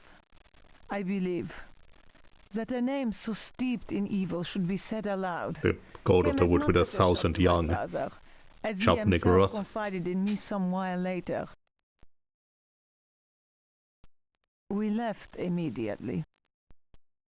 In June of 1862, Derceto was burned down in unexplained circumstances. It was undoubtedly the deed of some jealous Yankee or another. It was amazing to watch the servants rushing into the flames to try and save their bullet-riddled master. After that terrible night, Derceto fell into ruin. Its blackened walls were soon overgrown, as human-built works always are, by ever-present nature. In 1875, the property was eventually bought by a gentleman whose name was Howard Hartwood.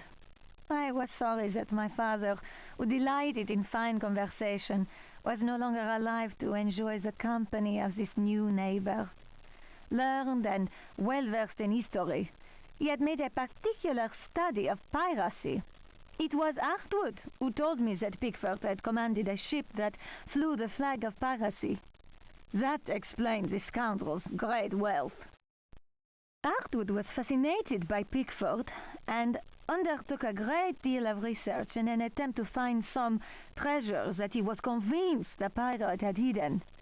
He went through the ruins inch by inch. He then had the burnt-out house rebuilt exactly as it had been, and refurbished the library that had miraculously escaped the flames on the night of the Great Fire. Hartwood set about studying every volume in that library, and often talked to me of his research. He was a handsome widower. deeply attached to his son Jeremy, who was later to become a professional artist. Artwood worked incessantly, first from the room I offered him, then from his own freshly restored home, which he rebaptized Derceto. I imagine he hoped to enlist the help of the god of good fortune in his treasure hunt. As far as I have ever been able to tell, all his searching came to nothing. There were no lost treasure to be found at Derceto. I learned of Artwood's death while I was in Paris. But that, as they say, is another story.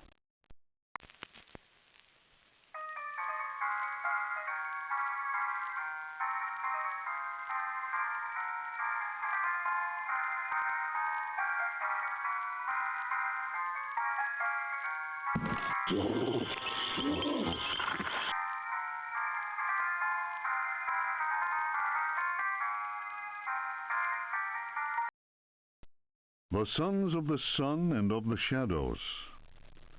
Lieutenant Lope de Vega's account of his astounding travels to the land of the Aztecs. Holy Christ!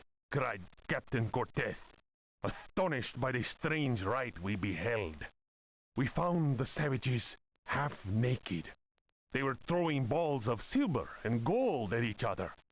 They laughed as if demented, clearly maddened by some heathen drug. And yet, should one of them fail to catch the ball thrown in his direction, the poor devil was seized and dragged off to be sacrificed in their temple.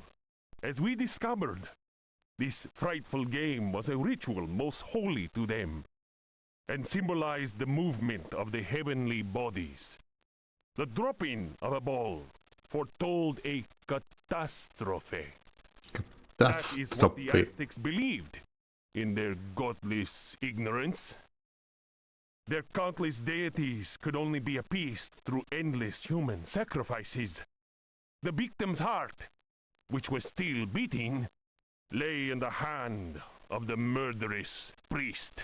The interior of the temple was surprisingly cool. The weight of our armor, our exhaustion, even the burden of our suffering, they were all banished by a sense of awe that the crudely magnificent altar instilled. In the tomb-like silence, a deep voice chanted an incantation.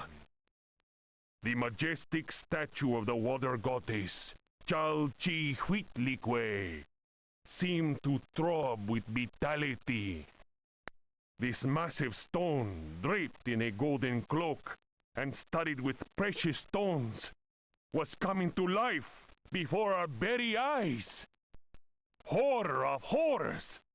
The granite eyes of the statue, empty of life only moments before, were now injected with blood. We staggered back in amazement. Dom Jose was taken by a fit of convulsions. He tried to raise up his crucifix, as if to ward off an attack by demons. The heathen priest laughed cruelly. The statue's mouth cracked open in a deathly grin, bearing teeth sharpened to dagger points. Captain Cortez cried, "Attack!" But it was no use. We were glued to the spot. First, we were unable to move. Our armor seemed to be bolted to the temple floor. Our legs weakened, and we collapsed in a thunder of steel. Only Cortez had the presence of mind to unsheath his dagger. He hurled it at the cackling priest. 4 inches of the finest Toledo steel buried itself in the heathen's face. His blood spurted, splashing the now lifeless idol. We picked ourselves up with difficulty. Okay, so there's probably a thing that we need to throw a knife at to stop a statue or something from attacking us. Never will I forget that terrible moment.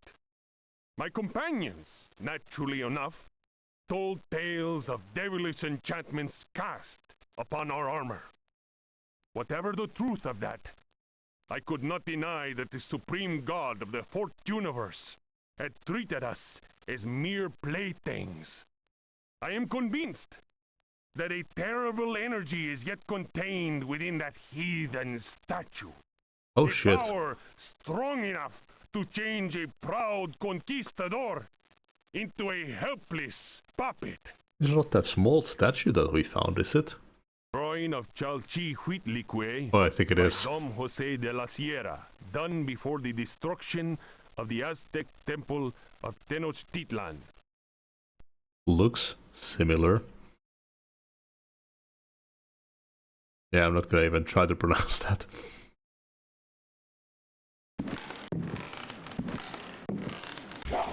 Oh shit.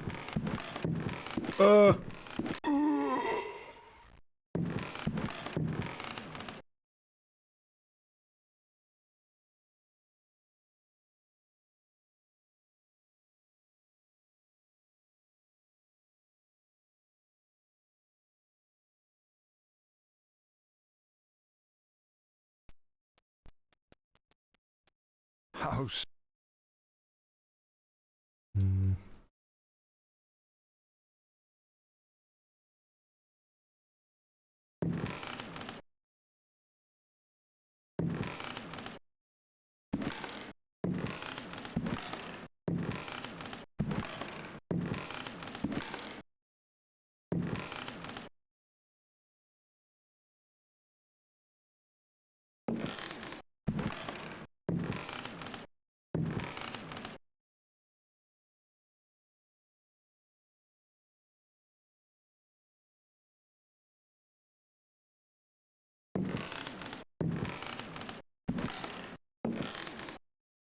Try to loop it around.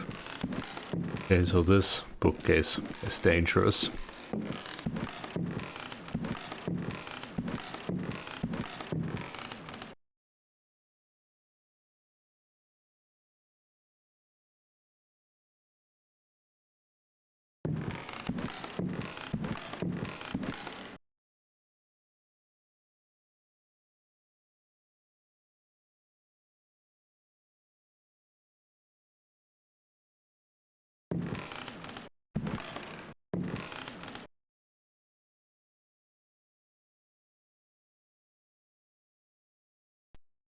Unfinished chapter of Terra Incognita by Jacob van Ostade.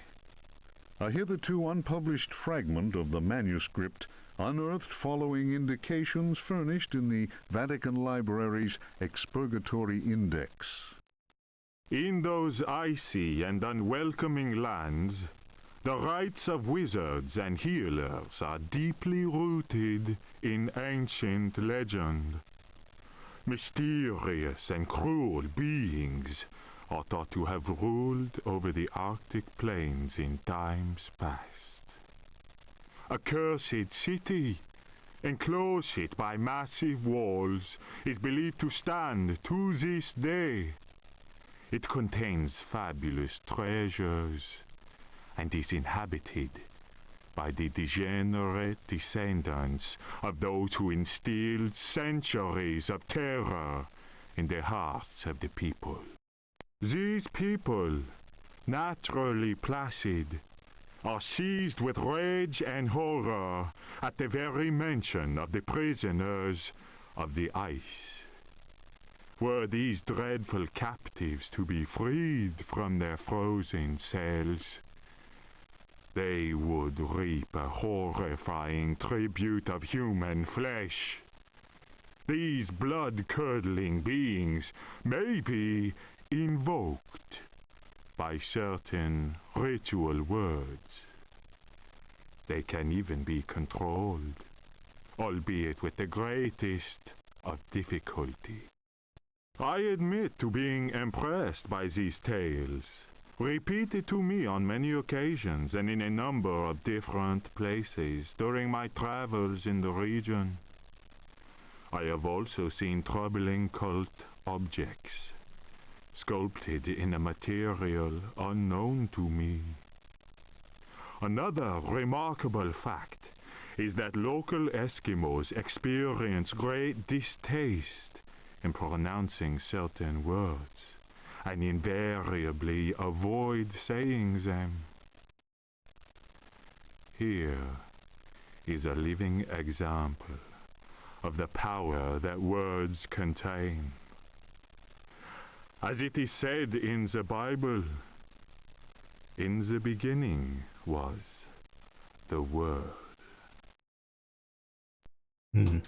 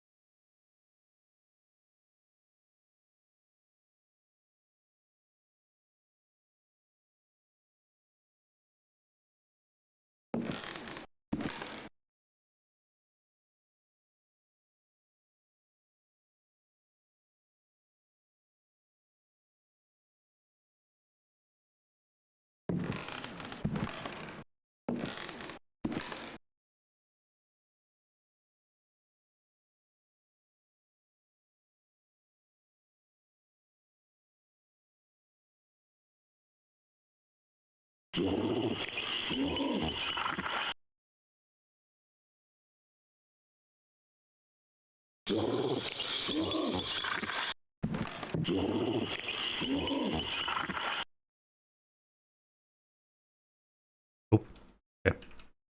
It's there.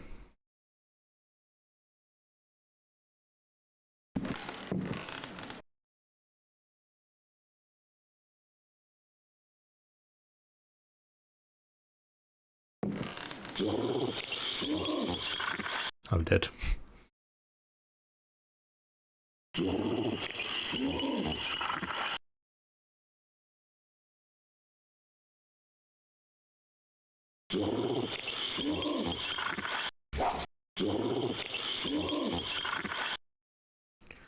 Well, we found that map and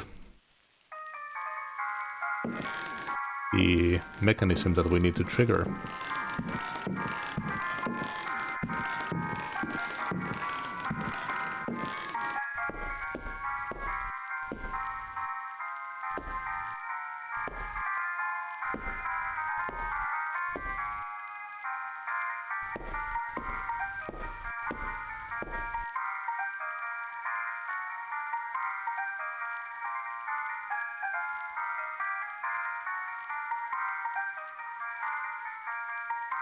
Okay, let's see.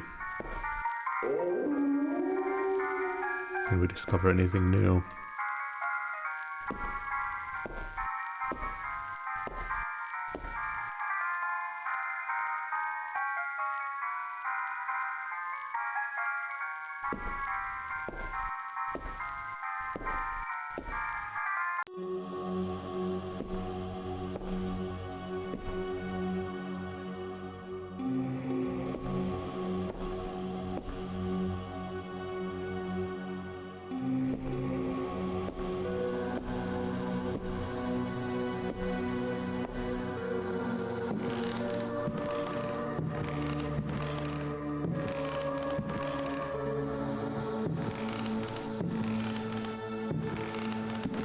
There should be a room in the top left corner.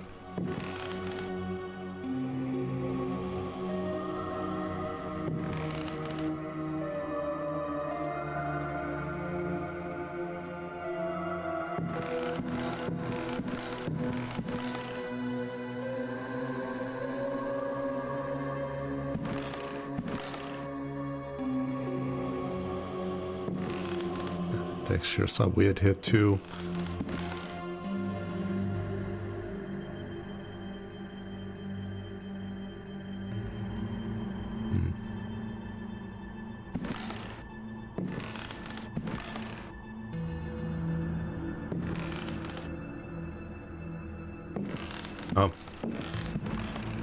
Oh yeah, we already know that the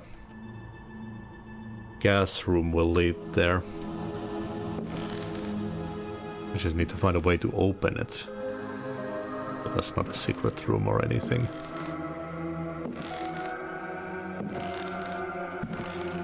That's the ballroom.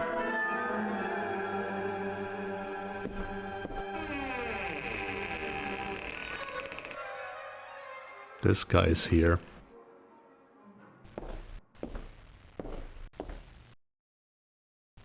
Did they chase us any further than that room?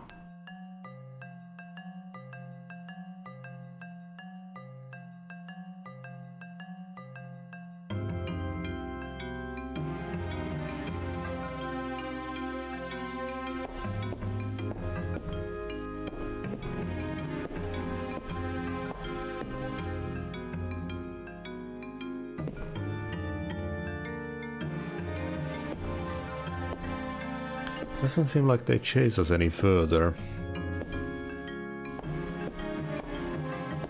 I could try juking him and finding maybe something here.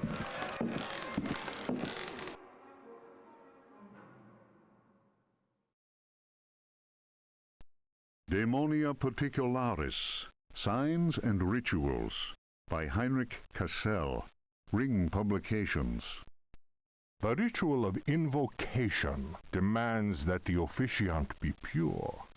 We have already described the complex operations to be followed in order to call those that sleep in superior dimensions. We shall, for the present, limit ourselves to the sign of mutual recognition used amongst their number by adepts of the cult of the Old Ones. The sign also serves as protection when in the presence of a servant of evil.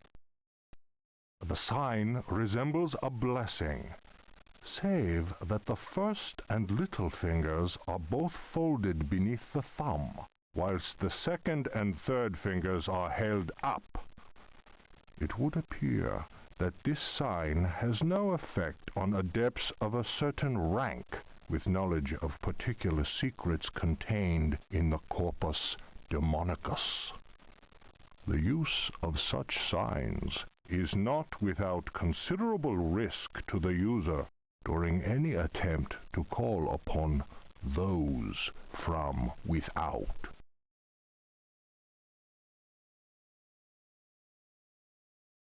That's like this, I think.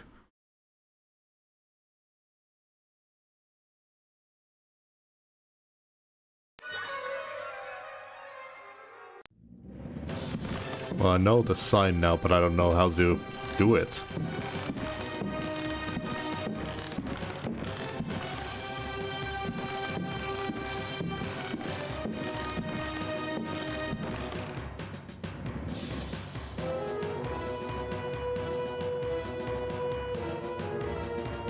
Eat book.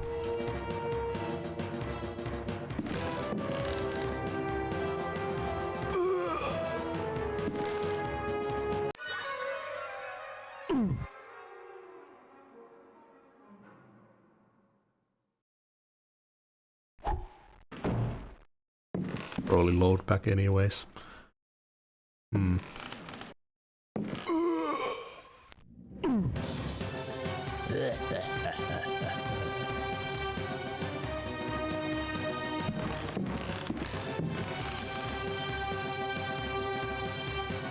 Okay, these are just windows.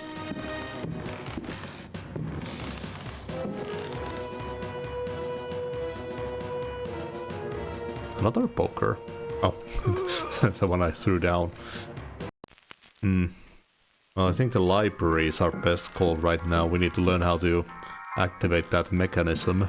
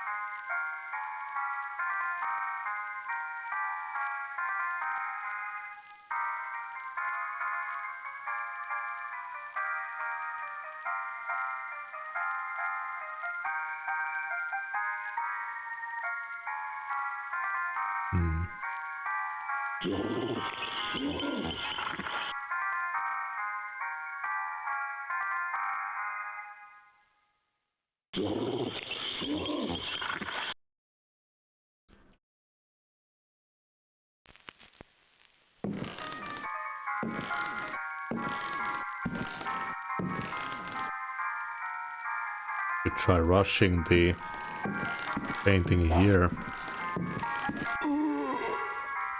What if I hold the bow out?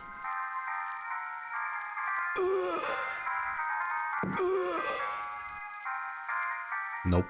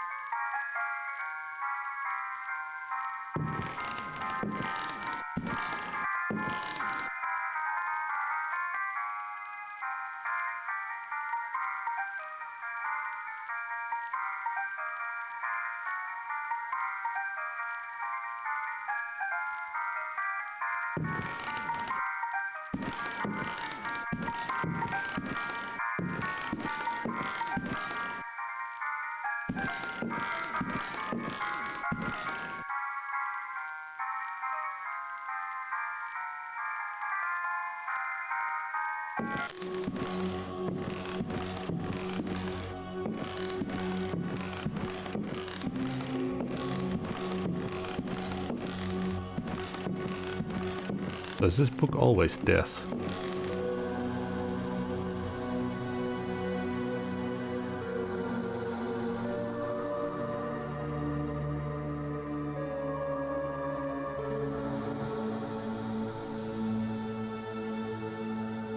Ooh, what if I can put it into that bit? The mechanism.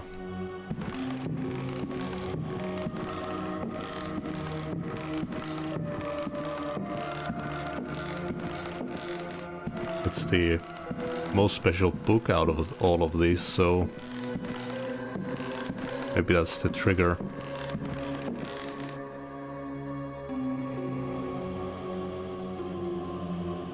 Oh.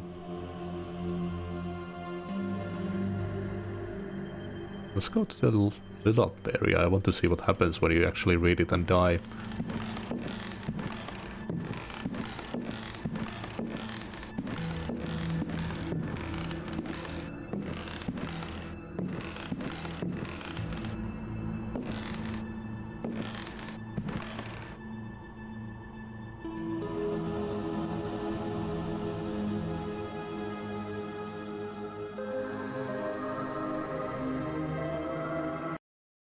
In the may he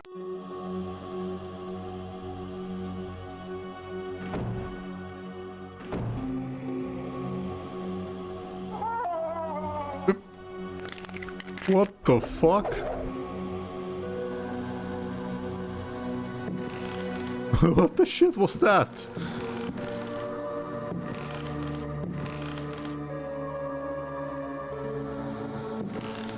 Yeah. Just a little stretching.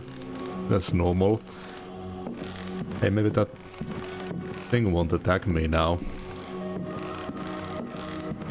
Oh yeah, that's gotta be good for the spine.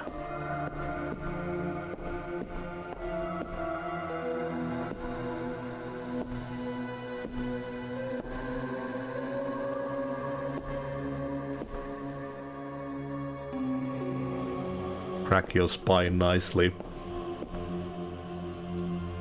Alright, this takes me up here.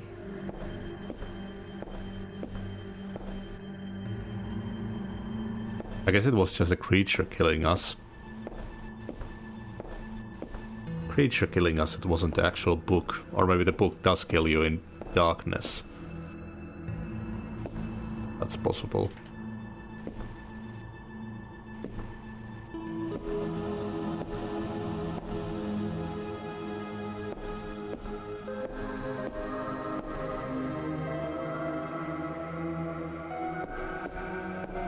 Corpus Demonicus is a good hero roll. No, this thing is still mad. Okay, what about the library creature? Or maybe now I can activate the mechanism. I'm worried about saving in case that, like, fucked me.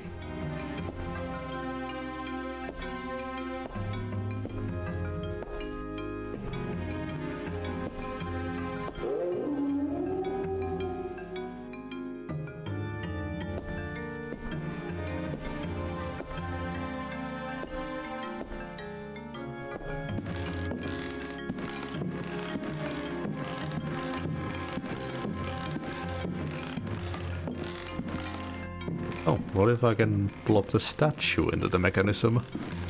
That's worth a try.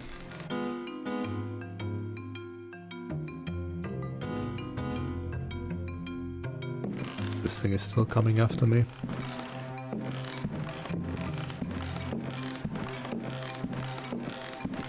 Doesn't seem like anything's happening.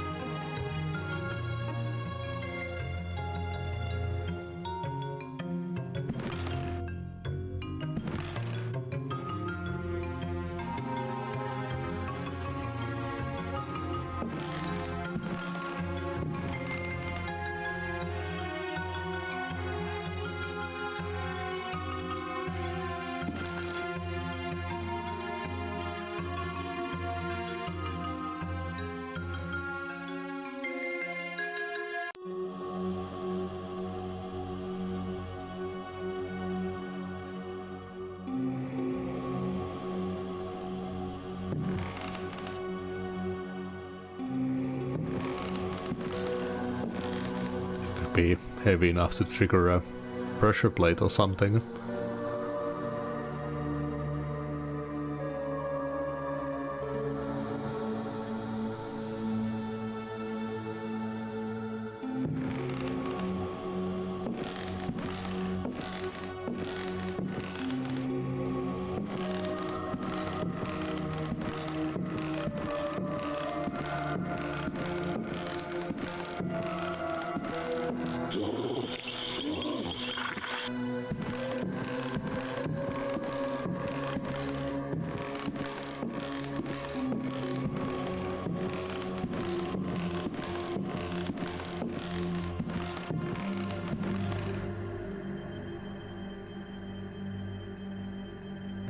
No.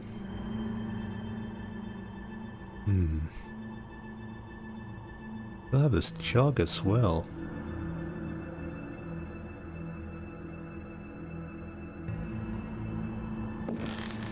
I'm gonna load back just in case.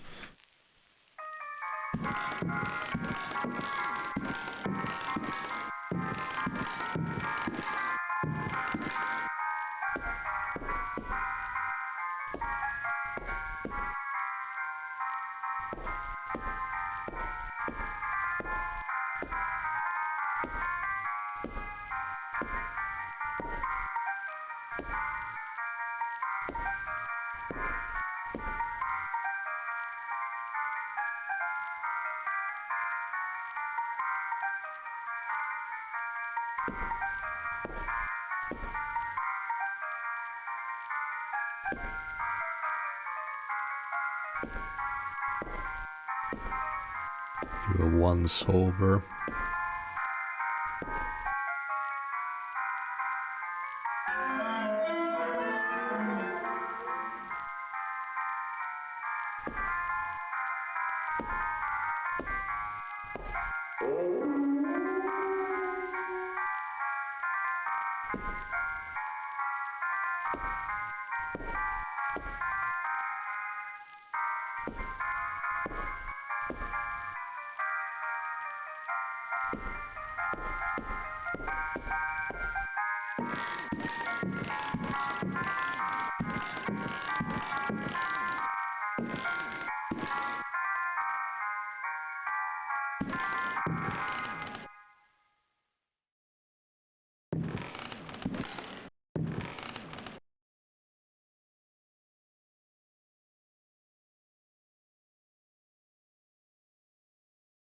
I still have this. I should probably go around using that on all the locked doors. Oop.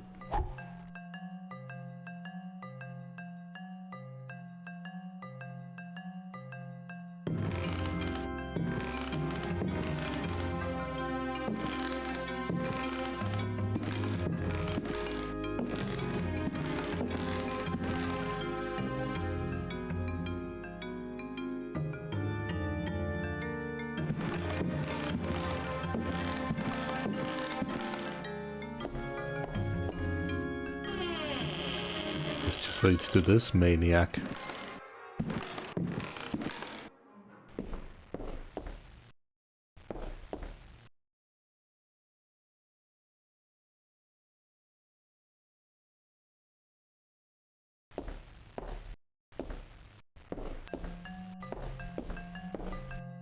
I don't remember if I used that key on anything yet.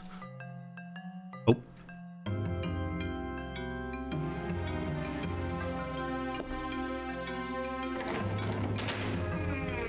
Ha!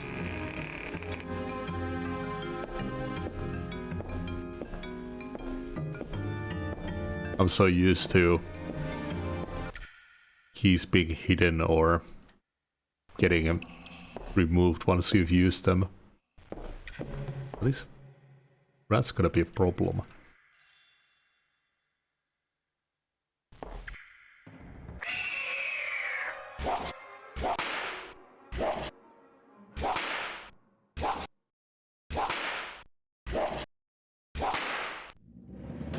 I'll fuck you up.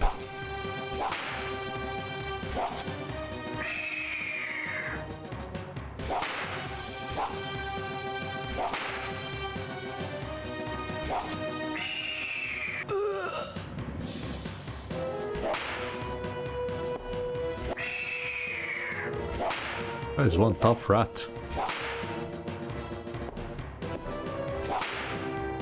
Holy shit. Are these even killable? Just fucking backflips like that other dude. I have a feeling that they're not killable.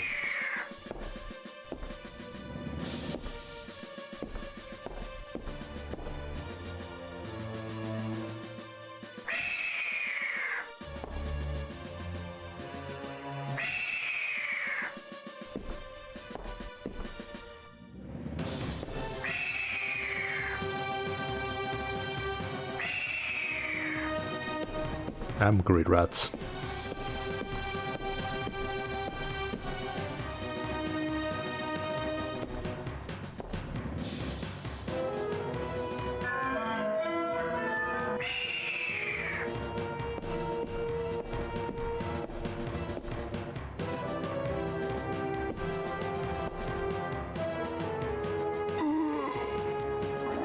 Shit. Okay, didn't take much damage. Oh, did they attack each other for a moment?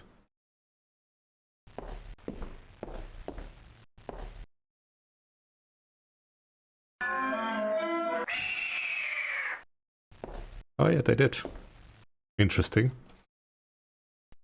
The trial of Captain Preggst, as reported by his faithful companion Elisha Smith, known amongst his fraternity by the awful name of Captain Ellie Hell. Transcribed from the log found aboard the wreck of the frigate Astarte by H. Hartwood.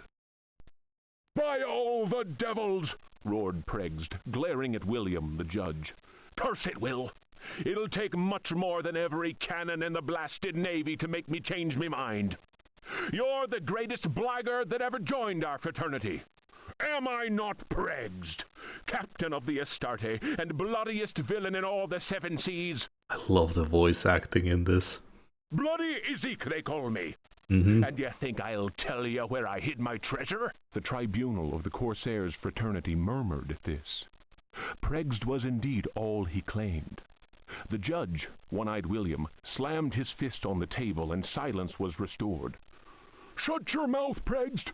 You didn't pay the fraternity its rightful share, and that means only one thing. You'll hang by the neck from a yardarm, you scurvy cur! Here's the rope twisted by Satan himself. You threaten me, Will? Many a man better than yourself has lived to regret holding a cutlass in my face. You'll be begging for mercy, mark my words." Ooh, well that's a saber that I had. That shook One-Eyed William, and no mistake. Danny waved his hook in the air and shouted, "Preggst was always a loudmouth. The law says we hang him." The jurors took up the cry, "Hang him!" It was Preggst's turn to slam his fist on the table. He threw back his head and roared with laughter. "You fools! You want to kill what will never die? Try it!" Once more, the assembled Corsairs murmured. There was unease in the air. They remembered what happened to Chuck, the gizzard slitter, the man who opened his mouth once too often. It was night, and a bitter wind whipped the New England coast. Snug inside the Dead Horse Inn, one of the Astarte's men was talking. His name was Chuck, and his subject was black magic. He told stories of human sacrifices, voodoo rites, and zombies. He told a tale of a time when their luck was down and they were holed up in a Florida swamp. Preggst went missing. When he returned, he shouted, "'Tis the devil that guides us now, me hearties!" Whether that was true or not, the Astarte began taking loot after juicy loot. The favorite song of the Astarte's men, "Crash the Bones," was replaced by a new one. "A skull, go to port, saber, to starboard. Pass over that will, and with death you'll deal. If you cut a rope, cut the right, I hope, or then, I don't mind, the death you will find." Oh, I wonder if I can cut the ropes on those paintings. The next day, as you may have guessed, Chuck's body was found with a dagger plunged between his shoulder blades. Chuck's face was fixed in a ghastly grin. Molten lead had been poured down his throat. Jesus. Whatever way things happened next, and I don't have the details, Preggst was with us again, and we set sail for Florida. We anchored the frigate not far from New Orleans. Taking a few trusted companions with him, Preggst set off into the swamp. They carried large wooden chests with them. 2 days later, we heard shots being fired and screams.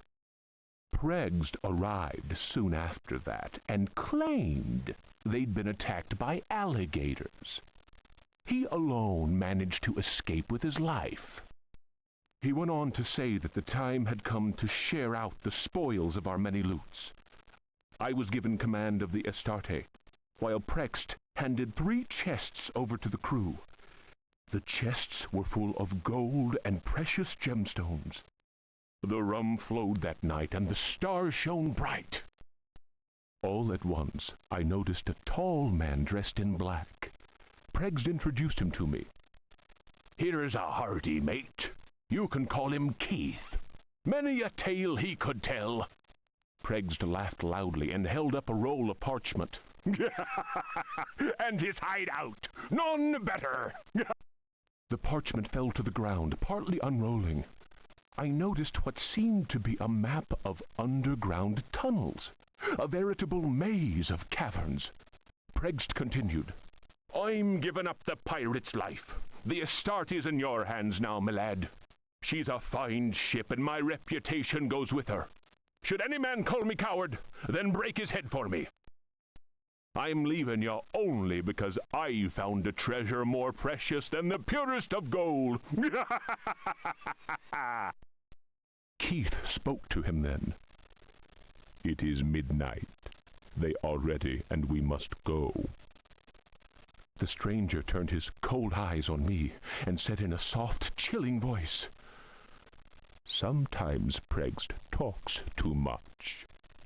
Forget what he just said, and maybe you'll live." The fellow's words froze the marrow in my bones, and it was all I could do to mumble, "I'll not breathe a word." The canoe slid away into the night. Their torches disappeared in the distance of the swamp. My snoring companions didn't hear the insidious rhythm of far-off drums. Mm-hmm.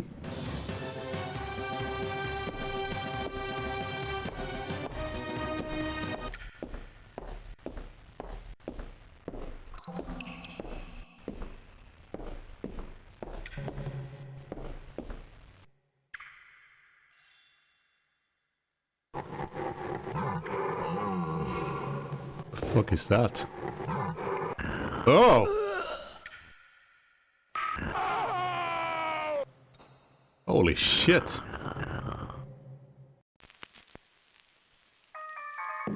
Okay, I might need to use my gun.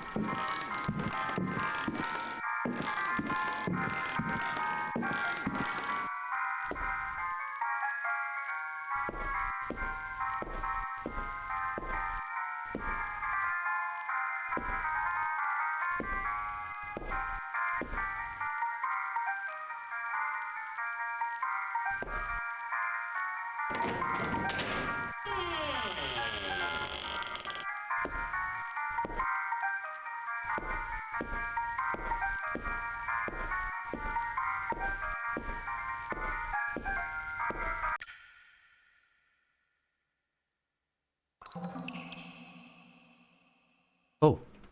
Oh yeah, it transformed into the key to the cellar.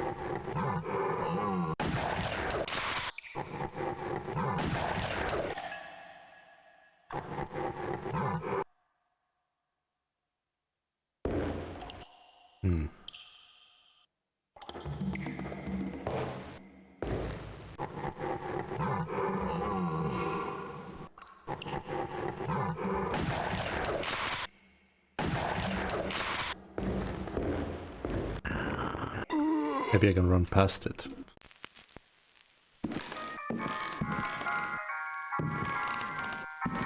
Doesn't seem that the gun is doing anything to it.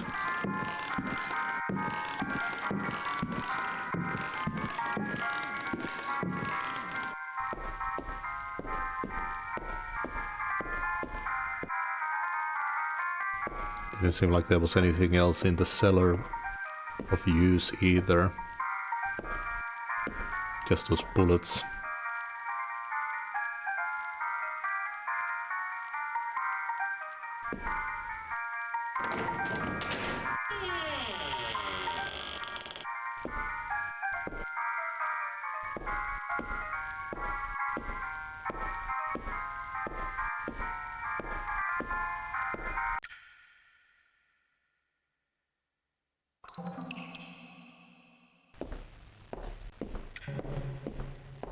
And these patrolling rats.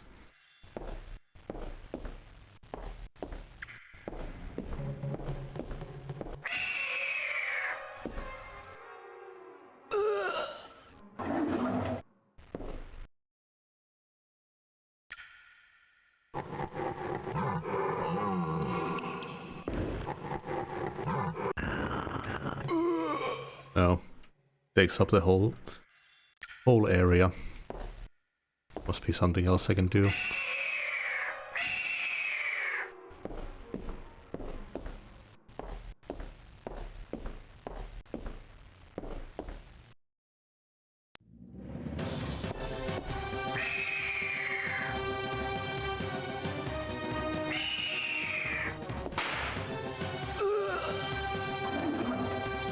Okay, you can actually get crushed by them.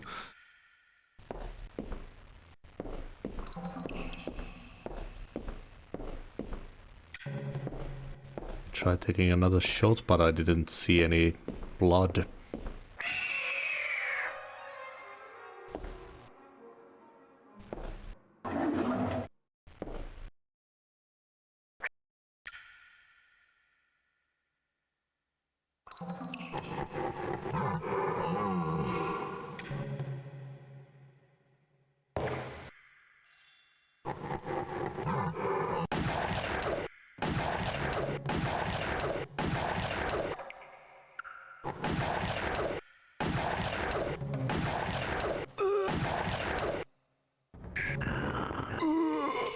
No. I don't think this is the way.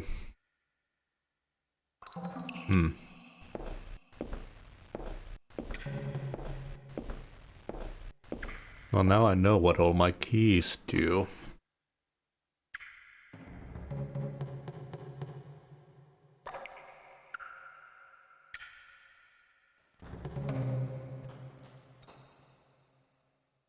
Key to the cellar.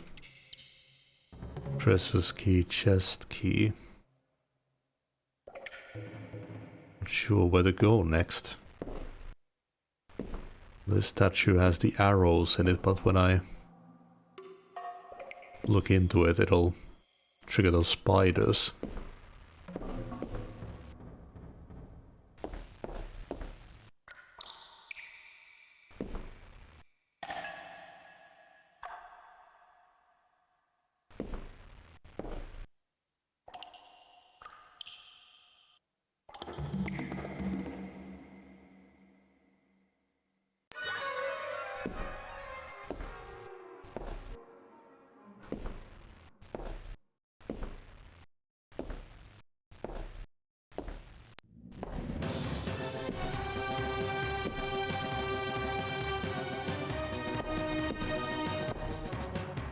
And now they're hanging around there.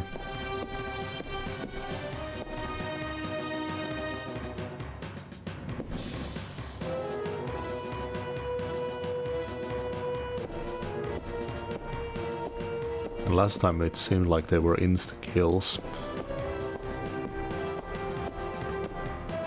I did... Okay, well they're not insta-kills, but I don't know what the arrows would do anyways.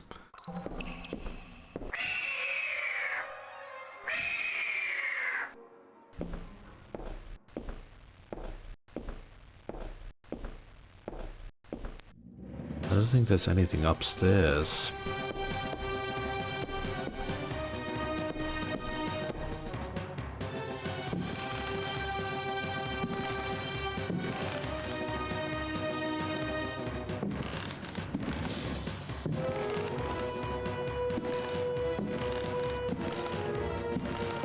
There's this really weird bit here.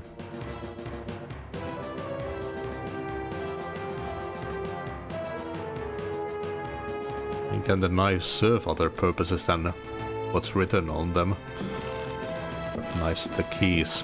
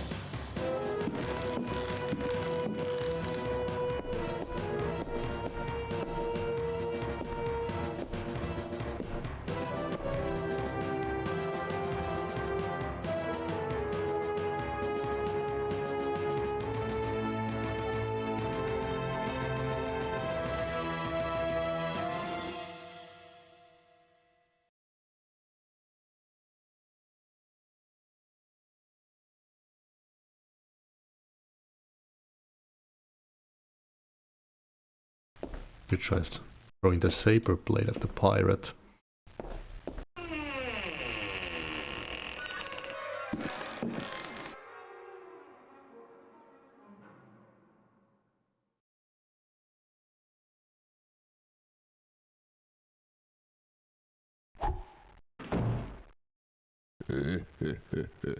They just dodge it.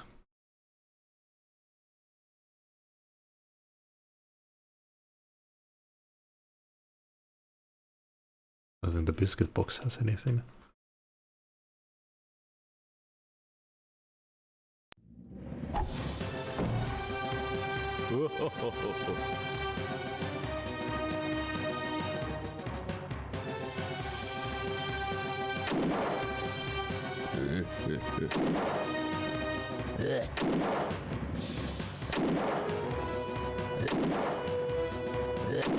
Thought that I might be able to push him somewhere.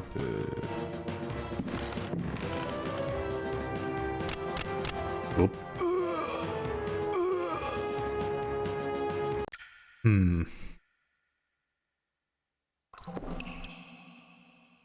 I could try lighting some of the fireplaces, maybe.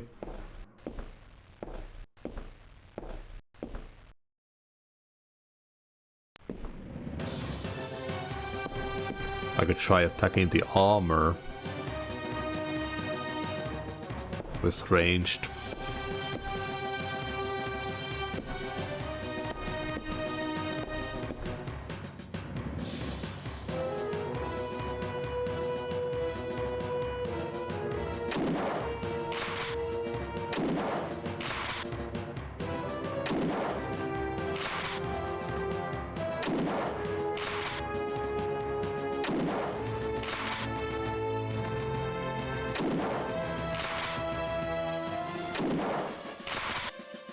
Yeah, I think this just makes it mad. I don't think this accomplishes anything.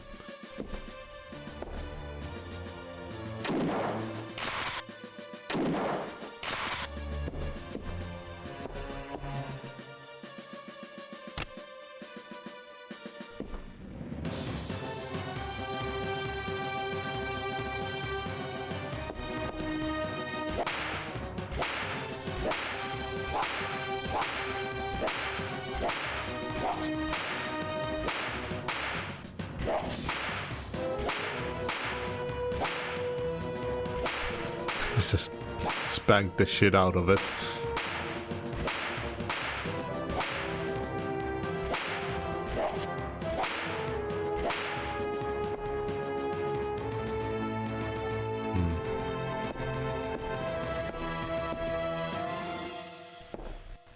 Guess I could look upstairs. I don't think I missed anything yet.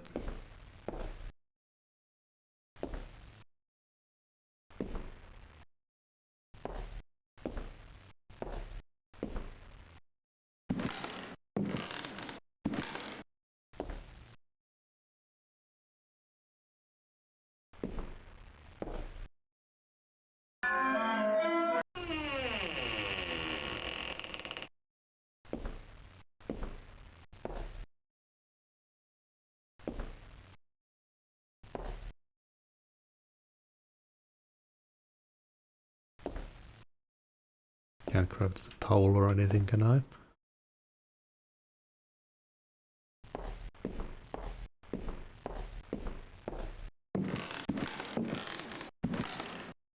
Full of the death drop there.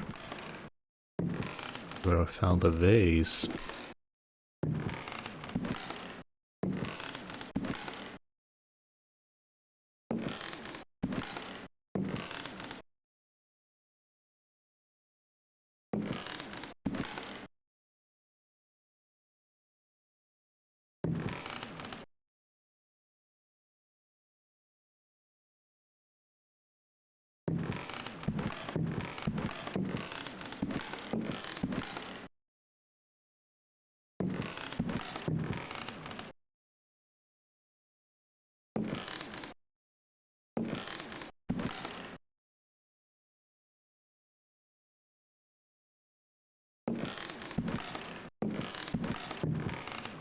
It's the death drop.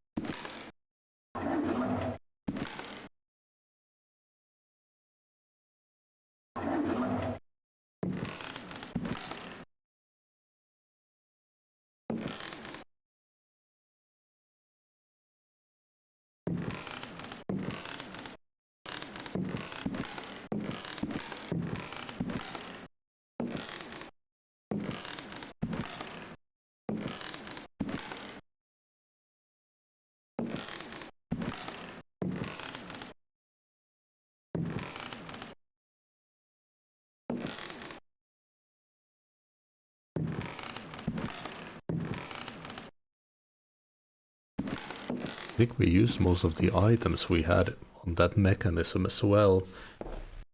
Maybe it is one of the books in the library. I'll just have to use all of them.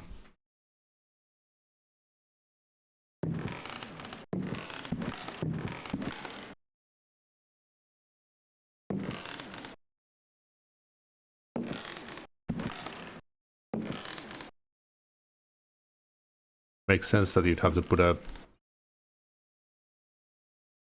book into the mechanism in the bookcase.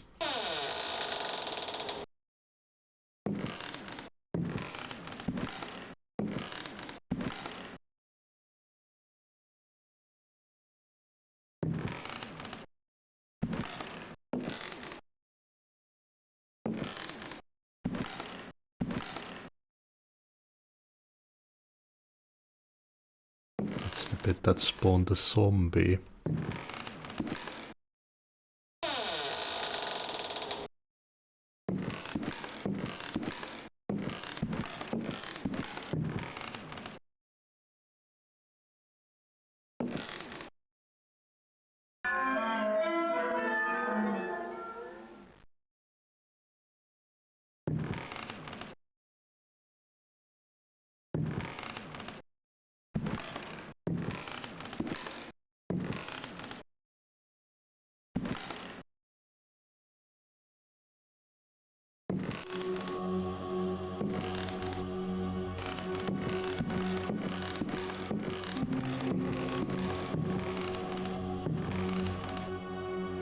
Okay, let's try the book.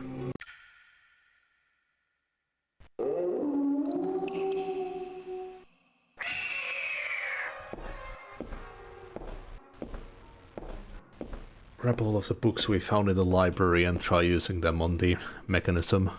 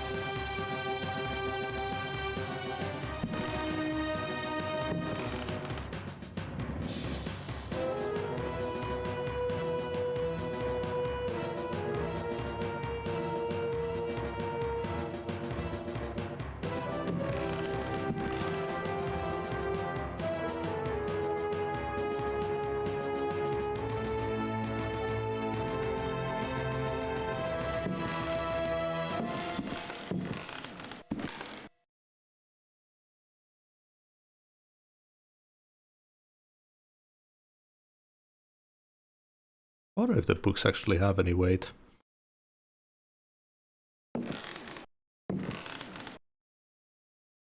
This is what the mechanism is.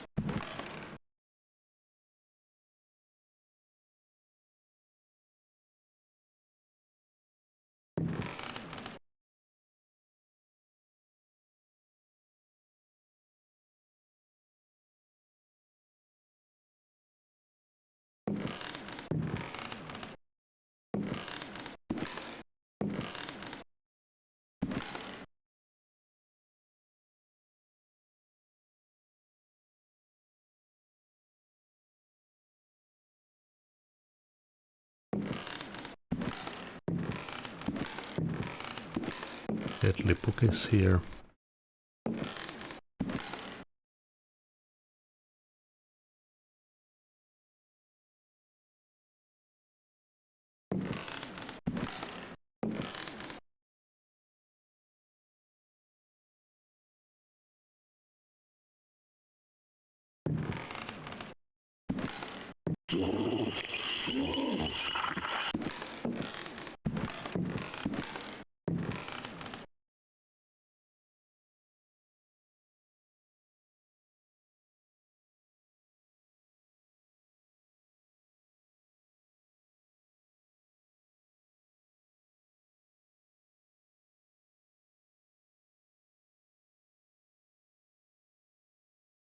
Mm-hmm.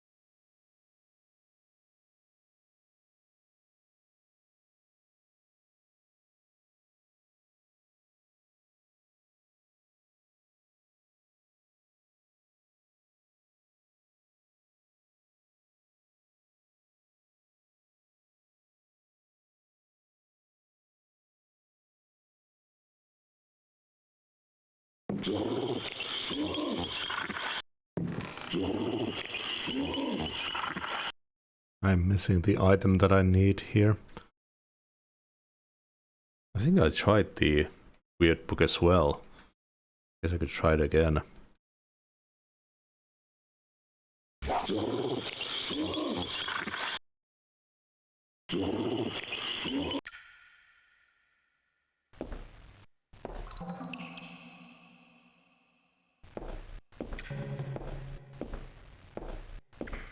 I could try the pirates book as well, I guess. We'll pick it up.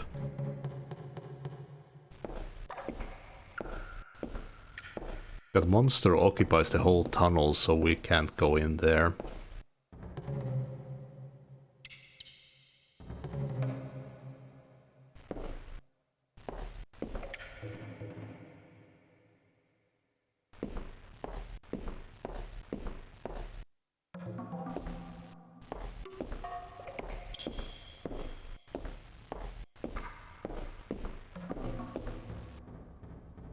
Guess I can take this block.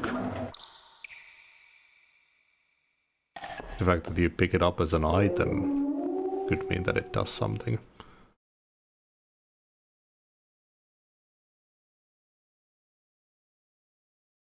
I think the game crashed. Did. Well done.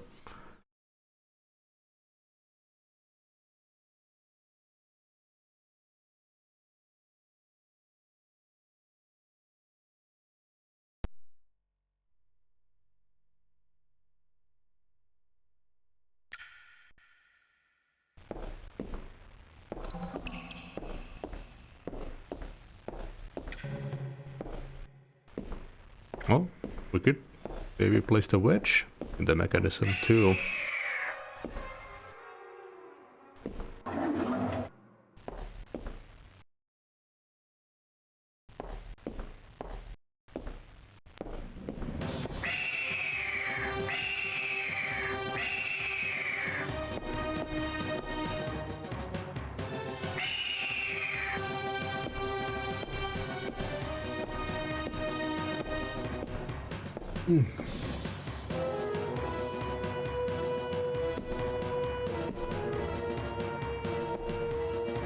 I gotta get some sandwiches. Kind of a hankering for like a ham sandwich.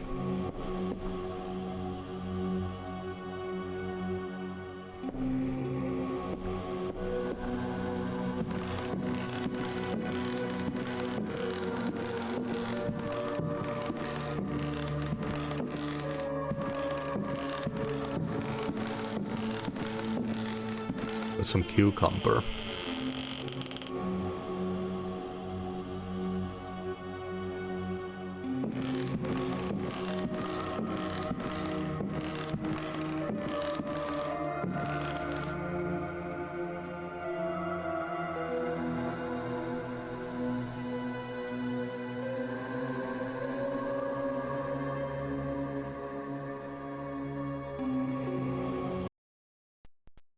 You didn't...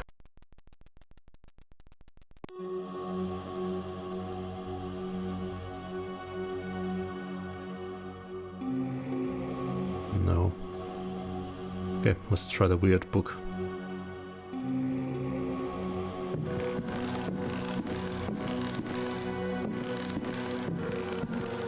What if I tried reading the weird book next to an enemy? The pirate, maybe.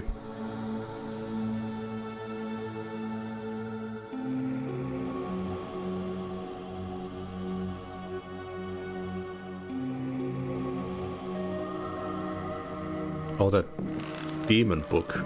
Maybe I could place that into the mechanism.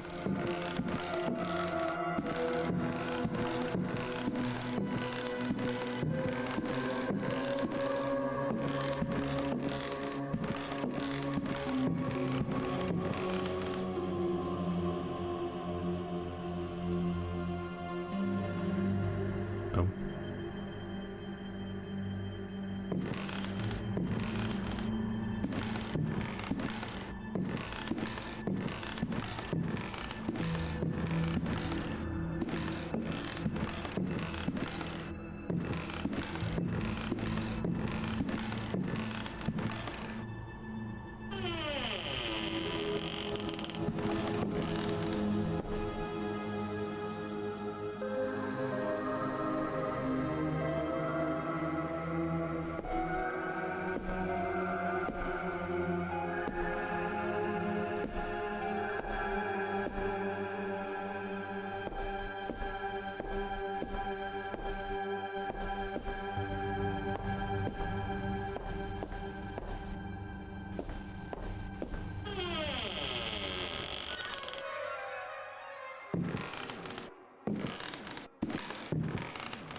Oh shit.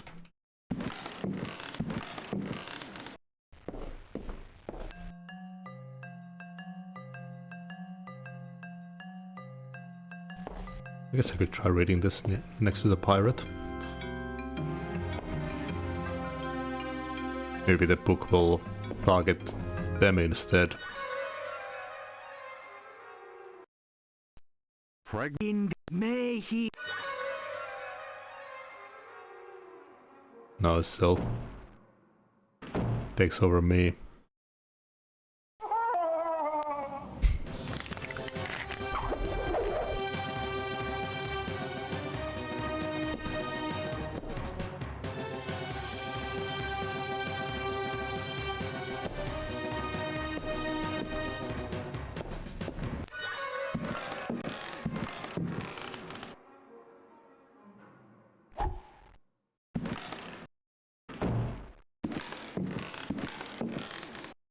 There's that bucket there as well. I'm curious about that.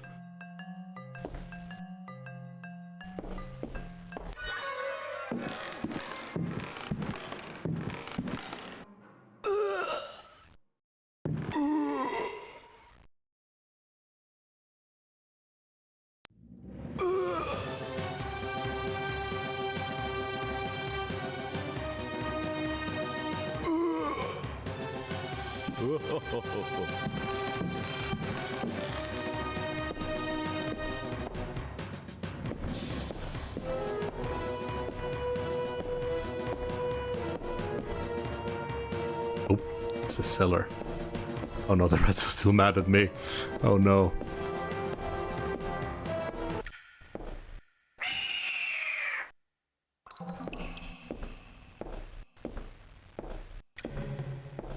Maybe now that I've read the book, it could fit the mechanism.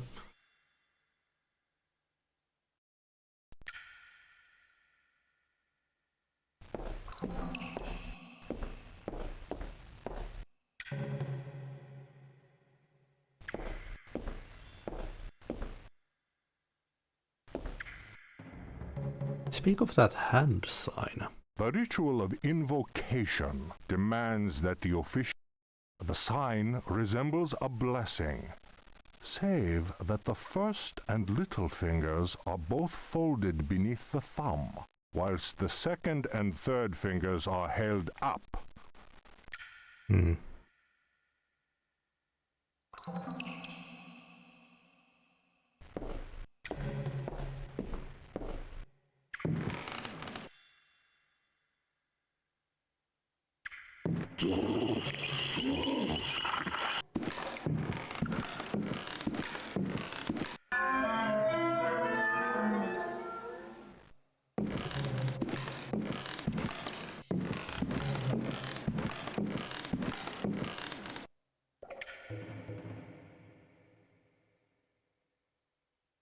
No.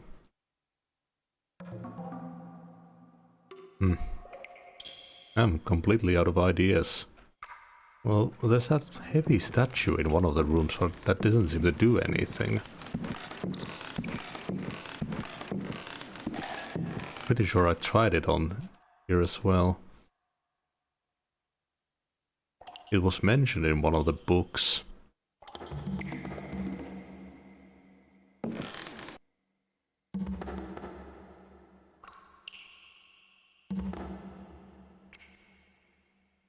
Guess I could try using that block on the gas bit.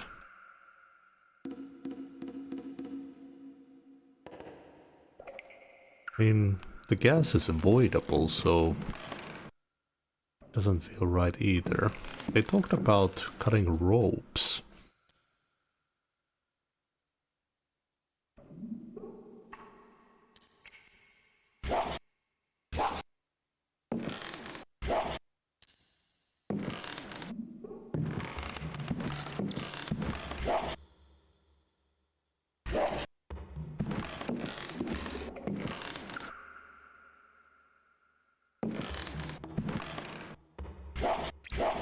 Can't do anything to that. If I go through here, I'm just gonna get killed by the arrows, and I think there's that door leads to the hallway anyways.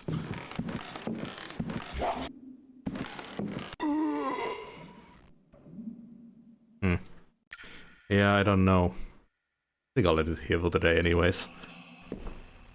It's a very fun game to go through. Very easy deaths. I just don't know how to progress here. Probably have to look up a hint from somewhere, but yeah. I'll be back with this tomorrow. See everyone then.